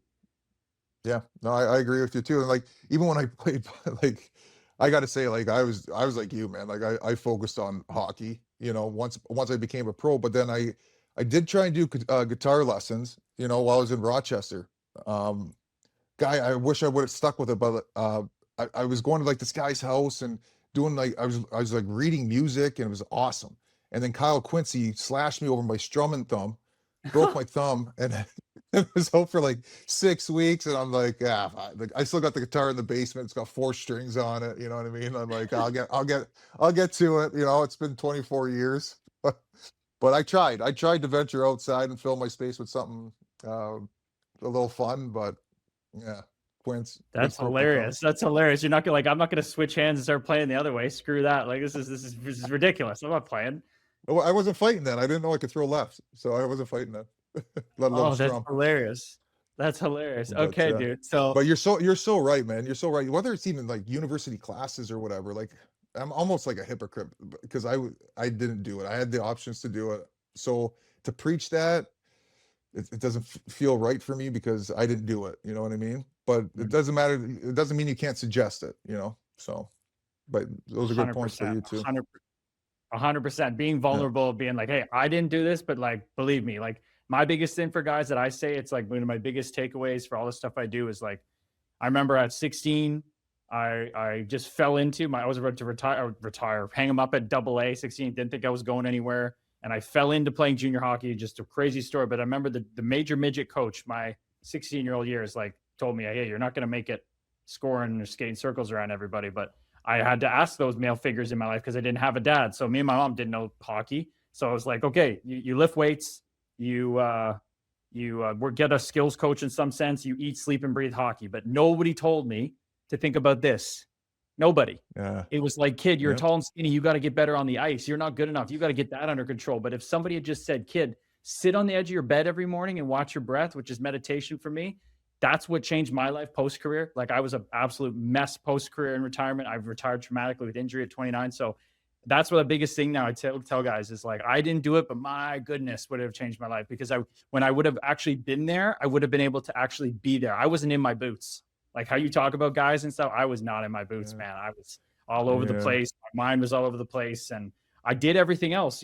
I call it 7 pillars of mental health. There's, some people need therapy, medication, but there's community, there's nutrition, there's exercise, there's sleep. I did all those things as an athlete, but I never got into the 7th one, the most important, mindfulness. So that's my biggest thing is like, I didn't do it either, but I'm like, fuck if I did it, man. Yeah. No, yeah. I mean, you say no regrets, but dude, at least you identified it now. I am so happy for you that you're in a place that you're at right now. Like the hard way, if you want to call it that, like there is it's real. Like that, when it's over, it's real, and the fact that you figured that out and found your path and just talking to you, man. Like when I talked to you the other day, like I'd never talked to you. Like I've never talked to you in my life. I just fought you. And dude, it felt like I've known you for 10 years. You were so happy and enthusiastic and it was real. It was genuine. And I loved it, and like I said, I'm proud of you, man. I'm happy for you. And I'm happy that you had me on here, man. I really do. I appreciate it, man. It takes a vulnerable guy to see that and connect with that because some guys are like, "What the hell? Like, what's namaste? What the fuck is this?" Like, it's hilarious to see some guys' reactions. But I love how you were open to it and loved it. And just speak about before we got like a couple minutes here. Like, speak about like where the world's at and where masculinity is. And you see guys like Andrew Tate. You see, like whatever we want to say about the right and left. You see Donald Trump. You see all these different masculine figures where it almost seems like it's like guys are going harder into the not vulnerable, like not being like, it's kind of weird when all the answers are out there. I feel like all the research you can look up is you have to let your walls down to do the work on yourself. You can't keep going into being closed off, and you experience that and you're self-aware enough and have grounded support enough to go, I need to go hit the damn punching bag and get some stress out. But other guys don't have that. So speak to like, obviously you're a great model for your son, but if for a kid out there, a boy or a girl who doesn't have that father like I didn't, what would you say to lean into these days? Like I had a grandfather that really helped me, thank goodness. Yeah, I don't want to get into the world stuff or whatever, but I would just say No, like no, for common sure not. sense. Yeah, just like the Yeah. masculinity aspect. I would just say common sense, man. Like whatever feels right to you, and just believe in yourself. Because that's where it starts, like it's going to start with you. And then from there, once you figure out what you want to do and what your goals are and your dreams, they're achievable. And just like me, we all needed help along the way. But I think where it starts is just believing in yourself. If you believe it's real and right, then that's where the roots start, man. And then just grow from there. And you'll like good people find good people, and I'm a big believer in that. And if you need help, someone's going to help you. Just treat people how you want to be treated and good things will come, man. Like they might not come as fast as you want them to, but they'll come. Amen, brother. I love that. I love that. Well, Thorbs, honestly, like when I reached out to Binner and I said, Binner, I know you're going away for the Olympics. I've been talking to him a bit less lately, trying to let him lock in. I'm like, just give me Thorby's number. I got to give him a call. And he's like, shoots it over. I'm like, and I text him right away. Dude, that guy is unbelievable. And he writes me a whole thing. Oh, I love Thorbs, man. I knew you guys are going to hit it off. And I was like, it was amazing. So I appreciate it, man. I was telling everybody after, I'm like, I got the guy I fought first for my first podcast episode. You gave me that first fight. You gave me this first episode. It gives me that credibility with guys, I think, because you're so well respected. I just want to say thank you so much, man. I really appreciate it. Oh, Gabes, I thank you, man. Like, thanks for reaching out. I appreciate Benner giving you my number. Benner would be a crazy story, like his story. But for you, man, like I said, man, I'm so proud of you. I'm happy to see where you're at, and we're kind of like a I don't know, it's like a posse, right? Like all the guys that fought and what they're doing after, like we all kind of have similar emotions and similar experiences, and to come out on the right side of it's important. And you're there, man. You're there. So good for you.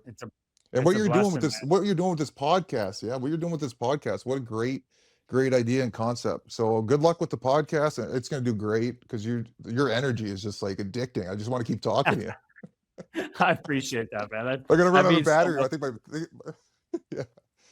no, dude, it's been awesome. So let's stay in touch, though. Absolutely. Anytime you need anything, you want to dive down what I think true high performance comes from with guys and mindfulness and shit. Oh, we can have some talks, brother. Let me tell you. I'm gonna keep it in mind. And the arm move, I need to figure out a way to defend it, to give tips to some of the guys.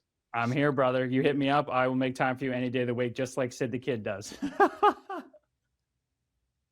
Same realm, Gabe. Same realm. Yeah. All right. Thanks so much, everybody, for tuning in. Chris Thorburn. What a guy. What a guy. Thank you so much, brother. Love you, pal. Love you. Thanks, bub. Hey, Ben here from After the Bell and the Fight Plan podcast. I'm really excited to announce that I've been working with Gabriel on something we call the Next Arena. Now, this is built for somebody who's going through transitions in life, whether that be leaving the game, changing careers, or just looking to move forward with a little bit more purpose and a little bit more structure. We'll be announcing more on this soon, but until then, back to the podcast. Namaste, fellow waves in the oceans of consciousness. Again, we are back.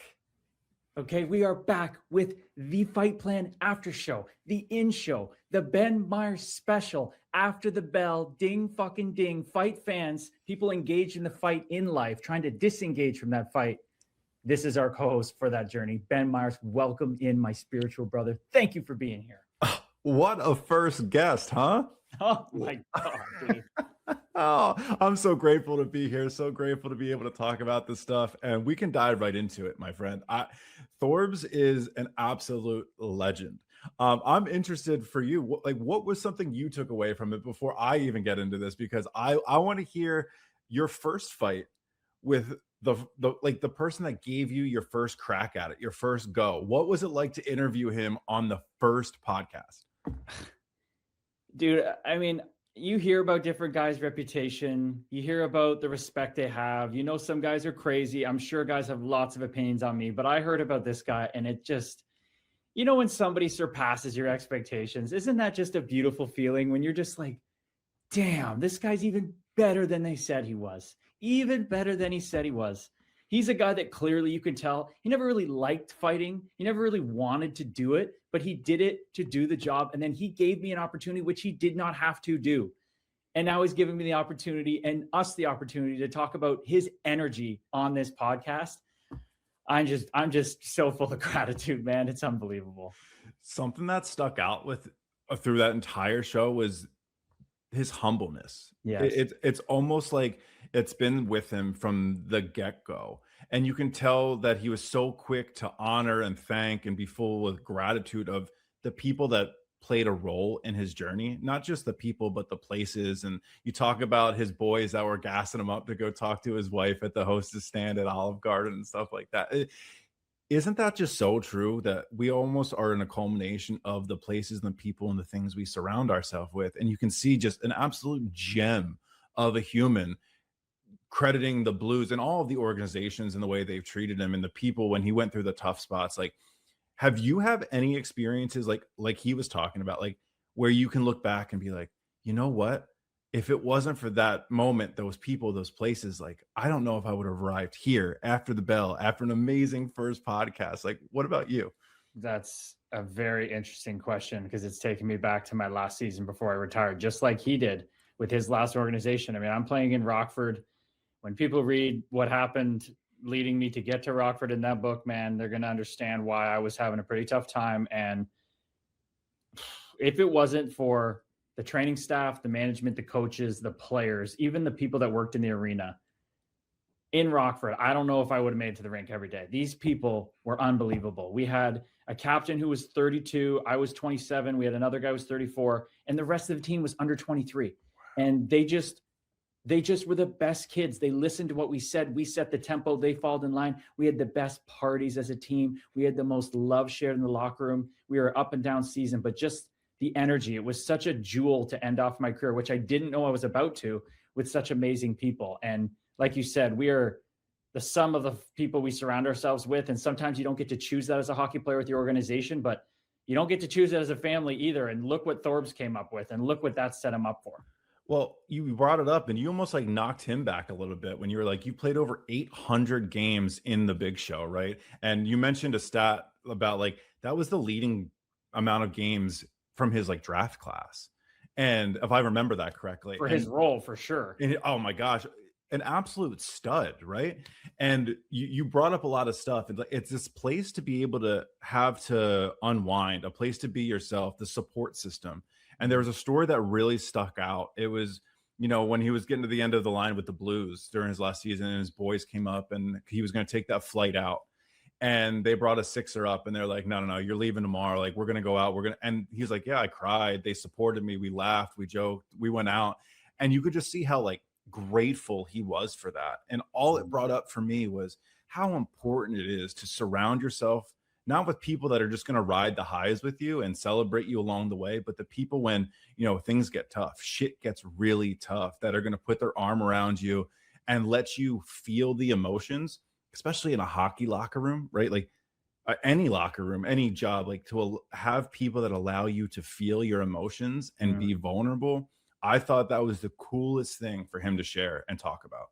And it's funny, right? In hockey, in this big macho sport, we don't think that always exists because guys are stoic on camera and stuff. But clearly, he was someone who was comfortable enough to be vulnerable in front of other guys. And they were loving enough and knowing who he was to come up and do that for him. Do you ever have a time in your life, whether it was your back to your basketball career, any time in your life where you were just down and somebody allowed you to actually feel? I'm fortunate it's my family. My family has always been super supportive of me. I didn't make it out of high school sports because you talk about how you burned the boat crossing the ocean, right? For me, I think I just burned out playing. I played 3 sports all year round. And by the time I got to like my senior year, I was just making bonehead decisions. I told my high school coach, not politely, to go fuck himself. And I quit on the spot when I was getting like looked at for like college offers and stuff like that. So it was really fortunate, right? But I look back and my family supported me. They like understood when I didn't understand, like what I was feeling, what I was going through. And there was none of this, hey, you should have handled it this way. You didn't do it. You're not good enough. They're like, yeah, you met the end of the rope there. That's okay. And like, that was an eye opener for me because I understood like the decisions I make, I'm going to have support behind me, and they'll let me know maybe when I was out of line. They definitely told me I shouldn't have said it and done it the way I did, but they understood, right? What about you? Like you said, you burnt the boat going across the ocean. What sticks out for you?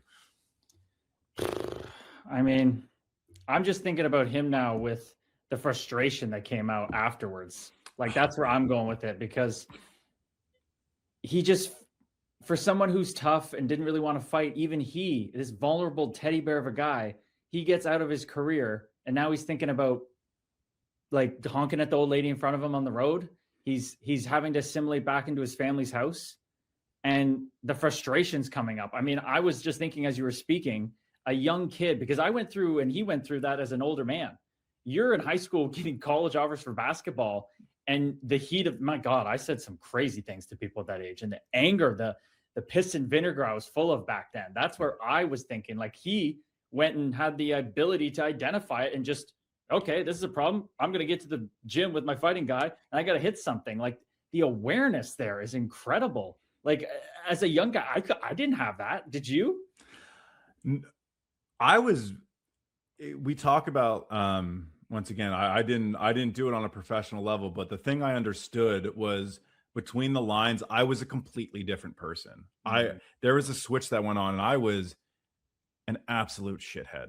I was the most opposite version of myself. I was saying things to refs. I was saying things to other teams that if I heard myself say that now, I would have to give that kid a hug and be like, brother, what are you doing? You know what's really interesting? I have my notes over here, and he talked about not pretending like you know everything. He talked about when he was like assimilating back into like family life, and he had this trust in his wife. He's like, she's got her routine, she's got her style. Like, and I came in trying to change anything. He's like, I had to ask her, hey, what do I do here? And I sat there and I was like, vulnerability. Like, how cool is that? It was, you think of it just even not even as a professional hockey player, but as men, we often want to have all of the answers. We want to tap into that masculinity of like, we're the ones you go to no matter what, we have everything. And realizing like, you know how strong that is to be like, hey, I don't know what to do here. Can you provide a little insight? Can I get a little help? Like, that's teamwork. That's life partnership outside of the rink, outside of the courts, all of that kind of stuff. That really stood out to me. Yeah, because it's not about just being the masculine to the feminine. We all are that individual that has to balance both polarities. So him coming back as a, you know, this male lion being like, hey, I'm going to run the household now because I'm home all the time. Queen Lioness was like, whoa, whoa, whoa. And he said, okay, check me. I got that. And for me as an athlete, I was so yang. I was so push. I was so get. Oh my God, I didn't know how to receive. I didn't know how to take something in and digest it, chew on it, understand where I could be better, and then present that back. It was always what I could take instead of what I could give. And I feel like he just tapped right into that, dude. And I think that's the biggest thing. We talk about this wounded masculine, this toxic masculinity. I touched on it with him and he's like, I don't want to get afterwards. He's like, I don't know about Andrew Tate and all that stuff, but like, I do know that guys just need to be around each other and share how they feel. Two words pop up in my awareness, and it's react versus respond. How many of us just react based off like old patterning, like old ways of conditioning, the way we've been taught to think, respond, all the things. And then when we get to a level of response where we take a beat, where we're able to take a breath and be like, hold on, how does that version of myself show up here? And you able to get a little bit of space from the energy that's probably got you like cooking a little bit. You're like, and all of a sudden you're able to take that one breath.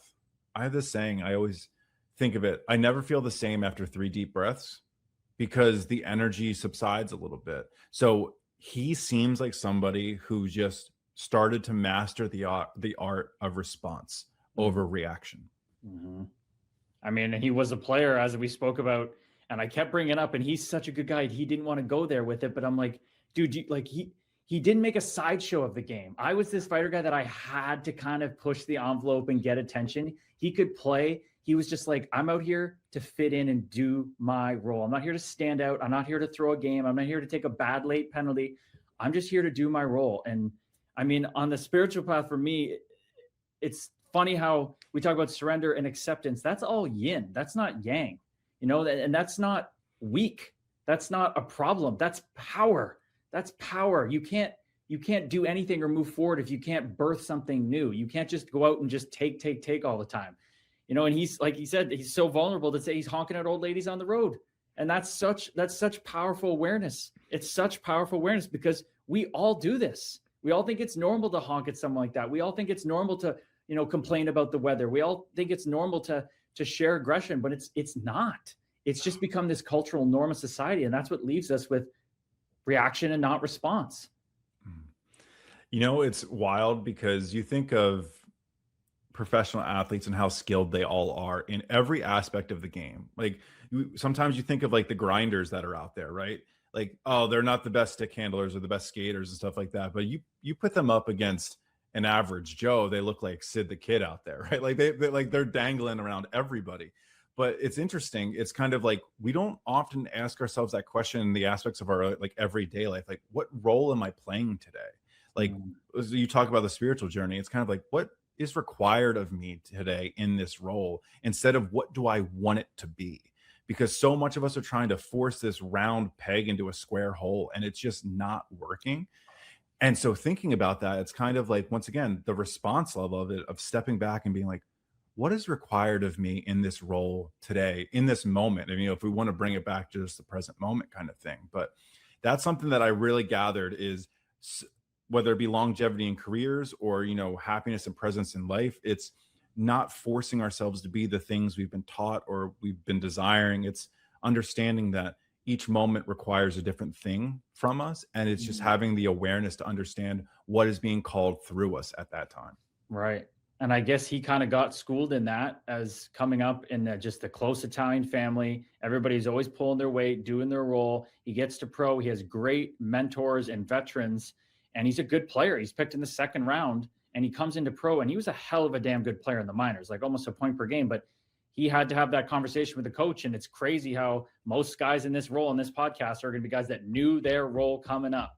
He had to change on the fly in pro. He had to already practice acceptance and surrender if he wanted to. He couldn't force being a square peg in a round hole. He had to change. He had to receive. He had to alter his plan. And look what that turned into: a beautiful life, a beautiful respect that he's garnered around the league. And then now, because of that vulnerability, because of that energy he creates, he's able to give that space to others now as a player development coach. Like, I can't think of a more perfect guy, because you cannot have a player development coach. Like, we look at Wayne Gretzky, best player ever, not the best coach. Okay. We talked about this before, you cannot have certain personalities. I don't think Kobe Bryant would have been a good coach. Okay. Michael Jordan, we know that didn't go well. Not even as an owner, guys playing on the freaking court. This guy is the space to be yourself and to learn and to find your own answers, which we learned in our certified integrative health coaching course at Nickerson Institute. So just speak on that, because you are someone who has been a light in my life in that aspect. I appreciate that. But likewise, my friend, I think the whole "it takes two to tango" is energy exchange back and forth. And I think it's realizing that, like Thorbs was even talking about, it's evolution throughout your journey. Not taking boxing classes or getting in a boxing gym early on, just relying on throwing knuckles, right? And then all of a sudden mastering the craft, and then understanding as you get older, maybe you get a couple injuries, you can't play your guitar anymore or something. Oh yeah. And then you start going to more martial arts. So I think that's, what we do as, mental health coaches, integrated mental health coaches at that, is we constantly evolve, and we understand that each person you either work with or a version of yourself that you're working with, requires a different way to show up. And it's often just a mirror of yourself looking at you. And it's, so I ask myself, whether I'm working with you or working with other clients, I sit there and I go, how would I show up for that version of me? Because a lot of times people get this idea that whether it be a therapist, a counselor, a coach, a mentor, they're going to give you the answers, but it's more of the role to be a guide and a support and help you find the answers for yourself. So when, you get back into that corner again, you're not looking around for someone to help you. You understand and have the belief that you have the tools on your tool belt already. Brother. He's channeling again, people. That is so true. This healthcare system, therapists in general, all this model that we've been taught, which I think that's a whole nother podcast and rabbit hole of why it is the way it is, but they're all siloed. You have your heart doctor telling you to take this med, and you go to your endocrinologist. He's like, well, you can't take that for your pancreas. And they're not on the same page. That's what integrative health is. It's meeting people where they're at, knowing they have the answer. It is not outside themselves. And that's because we found that answer within ourselves already. And that's why we always joke, like, we got on calls offline. It's like, we're just talking to ourselves, man. And that's what we're doing. We're talking to a version of ourselves. How can we be a chameleon to meet that part of ourselves where they're at? And that's what sounds like Thorbs is doing. Like, he's literally like telling guys, I don't have all the answers. I just want you to be able to pick up the phone and call me when you need me. Call me when you need me. I'm the open space. And then I asked him further, what do you think guys need to do? And he's like, honestly, again, I can help you find the answers, but just get around people. Get around people in community, because like you said, the answers are all out there. ChatGPT, Grok, Claude, all this stuff. the issue isn't the answers, people. It's the delivery. It's the space. It's the energy exchange. And Chris Thorburn, St. Louis Blues prospects, if you're not taking advantage of that guy, holy cow. It's incredible the space he allows, right? Not even creates. It's the space he allows to be. Yeah. Like he talks about like how what's really cool is this next generation, they want to know, they want to talk, they want to be there, they want to receive the information. Where I think, so I'm 38, right? I know you're a little bit younger, but I feel like more our generation was hard-headedness, stubbornness. I'm going to figure it all out by myself because if I don't, then I'm weak kind of thing. Once again, he's just a little bit older, and you can see that like you have that trusted mentor, that trusted professional ahead of you, and you're willing to be not just in as far as talking about sports, but about life. He talks about that, like the importance of having a routine on and off the ice, getting involved with people, getting involved with the community, all the amazing work he's doing with autism and his wonderful family and his son. Like it's those type of things that there's purpose outside of career. There's purpose outside of, that silo we're living in. And I think that's so important. I'm like, St. Louis, man, you guys have a good one. Like just as a human being, like I can't help but smile when I was watching that entire episode. Like just an absolute gem of a human being, man. I know. Oh, yeah. Cause he showcased how he dealt with tough situations right at the end of his career. And they're like, yep, check the final box on Chris Thorburn being someone we can't let leave our organization. You think Winnipeg would be clawing him back, but St. Louis is like, no, I don't care. He spent his whole career with you. He's with us. He finished with us. We've seen who he is. He's too powerful of a person and energy to let go. And then I kind of pushed him a little bit further. Okay, so give us something instead of just hanging around the boys. What's something that you think that these kids are lacking a little bit? Like give us something a little bit. And he goes, like you touched on, the lack of that routine, that discipline. Because what I found in my journey, man, the problems aren't going anywhere. The things we're dealing with aren't going anywhere. It's not going to be gone by the end of the ice cream tub you dip into or the Netflix binge or the doom scroll. They're going to be waiting for you. Okay. You got to rip that Band-Aid off eventually. And that's how you grow. The people who, the cow runs from the storm, it follows them. The buffalo that stands and faces it, walks into that thing. It not only gets through it faster, it grows. And he's saying that there's that lack of discipline when I've seen that discipline is the only true way to freedom. And I think a big thing to market to the world is motivation and discipline. There's a difference. Oh, right. If we only do things when we're motivated to do them, we're going to show up 1 out of 10 times. But if we're going to do things discipline, we're at least going to bump that up to 8 to 9 out of 10 times. And discipline is the act of showing up when we're not motivated to do it. And that's why he talked about having a routine. When you get to rely on your routine, and that's just not like exercise, that's mental, that is physical, that's emotional, that's spiritual, whatever it is for you, it could be faith-based. It's understanding you have a place and a routine to go to when you're having these maybe physical ailments, mental ailments, emotional ailments, spiritual ailments, whatever it is. You have that space and that routine you can rely on that become your fundamentals. And just like we were talking about earlier in sports, like you do things a million times. So when it happens and when the game happens, when life happens, it's second nature. That's when, you hug the post, or you go up with your left instead of your right, or you close the deal when you were feeling sick, whatever it is, you have your routines that you can rely on in the big moments. So true. It's so true. Why would it be any other way? Why would relying on motivation and only doing it when you want to, why would that ever lead to growth? And we're so conditioned to be scared of the pain, scared of the suffering. I just want to feel good all the time. But that's where I think also the discipline to do the meaningless seeming work that seems weird and woo-woo, like you walking around with a journal collecting your wins, all the things I've done where people think I'm nuts, going around the rink with food. I was always one of this guy I played with, Jake Joshua, would be like, protein, bro. Because I was always eating protein. He's like, either got a milkshake or a whey protein shake or chicken on you. I'm like, because that's the discipline it takes. I'm trying to grow here. It's the same thing. So if it takes you having to walk around with a sticky note on your damn forehead, I don't care. Whatever it is for you to go, okay, something bad is happening. I always run away from it. Remember, I'm tricking myself to respond, not react, not to react and run, to respond, to lean in, because I know my body wants to keep me safe. We have to hack this biology. The body says, we're safe right now. Over the hill is unknown. I don't know what happened past there. I'm going to stay here. regardless of that, because I know I'm going to stay alive. No, you have to say, my body does not know and just wants to keep me alive. I need to grow and stretch beyond this. I need to push through that uncomfortable feeling. That's where the change happens. Yeah, the mind will choose predictability every time, whether that feels good or not. And I think that's where people get kind of confused. I know it tripped me up all the time. Is the mind is going to predict, and it's going to choose what it knows. So what it knows might be damning behavior. It might be really toxic relationships. It might be the wrong food, the wrong people, the wrong places. But it would rather choose that than something it can't protect you from.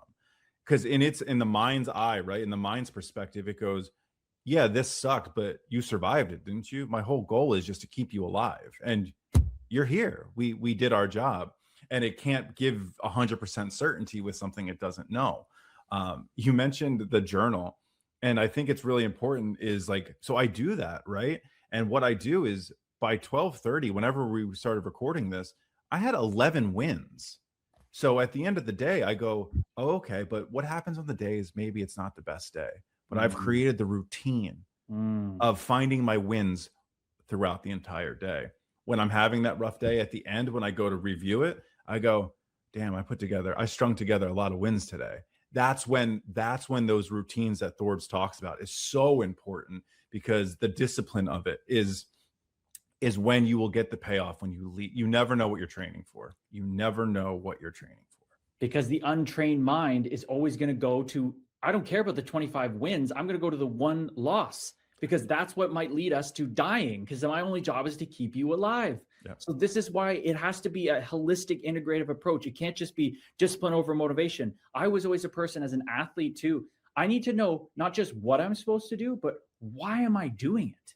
I don't want you to just say, just go forecheck and be like, okay, but what's the implications of doing this and then this on the forecheck? How does that relate to this? That's why it's important integratively to meet people where they're at. Some people are going to like certain ways, other people aren't. You have to meet yourself at where that's at. Maybe you're more positive like Thorbs. I don't know. You're more crazy negative like me. I had more fear to run from. My body was trying to keep me so safe. I had to focus on the positive so much. And it sounds like you're the same with your journal there, pal. We're conditioned through life, right, to always find the negative. You look at whether it be news cycles, social media, articles, propaganda, all the way back to when it was like Edison, Tesla, Ben Franklin, all of them. It's all negative stuff. We're conditioned to find the negative first. But this crazy thing called neuroplasticity is you can rewire, right? You can create new neural pathways. That's just a fancy way of saying you can change the way you think and respond. You're not destined to just be a negative person. Whether it be sports, whether it be speaking and learning a new language, it's just through repetition. And it's getting through what I call the 2 weeks, hell week, whatever, 2 weeks of hell or whatever, of when your mind goes, nope, we can't do this. Nope, we can't do this. Nope, we can't do this. And by day 14, it goes, looks like we're going to try doing this. And it finally wears it down. And that's when you start breaking those old habits. What do they say? Like 21 days to break a habit, 8 days to break a habit. One of it, just break the habit. Yes. Because it's proven you're able to do it. Yes. And I think, as we know with human beings, we can be told something, but if we hear a story that resonates and it's a picture, I think it helps. One of the clients I worked with so far in coaching, she said this analogy helps so much. And I got it from Jesse Stars, this guy on Instagram, amazing coach. And he says, this is literally how your mind works. Okay. Picture a house that's just full of like, you know, those chairs they use for assemblies at school, like those random like plastic chairs. Your house is just full of chairs. And you're just like, I'm sick of these chairs. So you open all the doors, back door, windows, and you start chucking chairs out the house. Okay. This house is your mind. These chairs are your thoughts. What you're doing is engaging with these thoughts and chucking them out. Your mind's looking at this as like his third observer going, oh, Ben really likes playing with chairs. He really likes playing with thoughts. Let's just give him more. And the house keeps piling up with chairs. Okay. So we need to just sit down in that house full of clutter. I tell my mom this and she's like, oh, I'd lose my mind. She loves a clean house, right? I'm like, yeah, the whole idea is you have to sit there and not engage with those chairs. Let them pile up to the roof. And your mind goes, wow, Ben doesn't really like playing with chairs anymore. We'll try a couple more days, 21 days later. Oh, he doesn't care at all. And those chairs just evaporate, people. So picture that. Stop chucking the chairs out your house. Sit with them. Look at them. Dare I say, love them and watch how things change. It's crazy because I think it's where a lot of us, me included, used to get tripped up on like the idea of meditation. it was this idea of a silenced mind, your mind's silent. And if it's not silent, you're not meditating. And Mm. realizing that meditation is not a silence of the mind. It's actually quite the opposite. It's allowed to have as many thoughts as it wants. It's allowed to run as fast as it wants. Yes. Being aware of it is the art of meditation. It's allowing them to come and allowing them to go. And then when they revisit, saying hello to them and letting them pass back through. It's that repetition of that is being present. It's not clearing these thoughts or clearing any of these things. It's allowing them to be. And I think that goes, when you can practice that, you understand the same goes for emotions, Mm. whether it be happiness, joy, anger, sadness, grief. They're not permanent. They also come and go. So we want to grasp so tightly on happiness and never let it go, where we want to run from anger and sadness, where that's just not how it works. It's they are present in the present moment, and then we feel them, and then we let them pass. And then the next moment requires a different thought, a different feeling, a different emotion, a different way to show up. How could it be any other way? How I could we? don't know. It's I like don't know. the answers are all out there. Michael Jordan, he's the best. He's better than Braun, whatever. What did he say? Why am I the best? Because I failed the most, people. Mhm. I failed the most, and I took the most shots. I learned every failure is not a downward step. Oh, I suck. It's an upward stepping stone to success. And it's so plainly obvious. It hurts, but this is what we do on After the Bell, man. We're just going to beat it into people's heads. You fail your way to freedom. You fail your way to permanent happiness. You fail your way to manifesting the dream life that you've always wanted. I'm going to challenge and remind myself and maybe others that failure isn't the end of the line. Failure is the lesson. Failure is the opportunity. Failure is where the most gold is found, right? It's not found in all the successes. So like I've rewired my mind to thinking of failure as being something to be excited about, because it leads to the next door, which is where the sun shines, the rainbows, the peaches, the gold, and all of that is. So we get excited for the no's, we get excited for the failures, we get excited for those things to the best of our ability. It's still allowed to suck. But yeah, I love the way you put that, man. The way it sucks makes it interesting. If it didn't suck, what's the point of playing this beautiful video game? And I think this is such a powerful idea to end After the Bell with. The first time, are you kidding me? This is what we're taking through, people. This is what we're going to continually lean on. This is where we come in and we meet these conversations about wherever it went, where it was for us, and how you can see yourself and place yourself and make changes in your life. So, brother, holy cow. This is just the beginning. I am so excited to see where this thing goes. Thank you so much for being you, for doing the work on yourself and inspiring me to do that work, and all of our listeners, man. After the Bell, ding, ding, episode 1. Boom. Send love, everybody. Thanks for being here. Namaste. I just seriously hope you enjoyed listening to that podcast as much as I enjoyed recording it with that guest and then breaking it down with Ben on After the Bell. If you really want to support us, the best way is to like and subscribe, to get connected on socials, the Fight Plan on Instagram and TikTok. And then finally, get in the WhatsApp community where we talk about the real fights in life, but of course the fun hockey fights and fights in sports too. Thank you.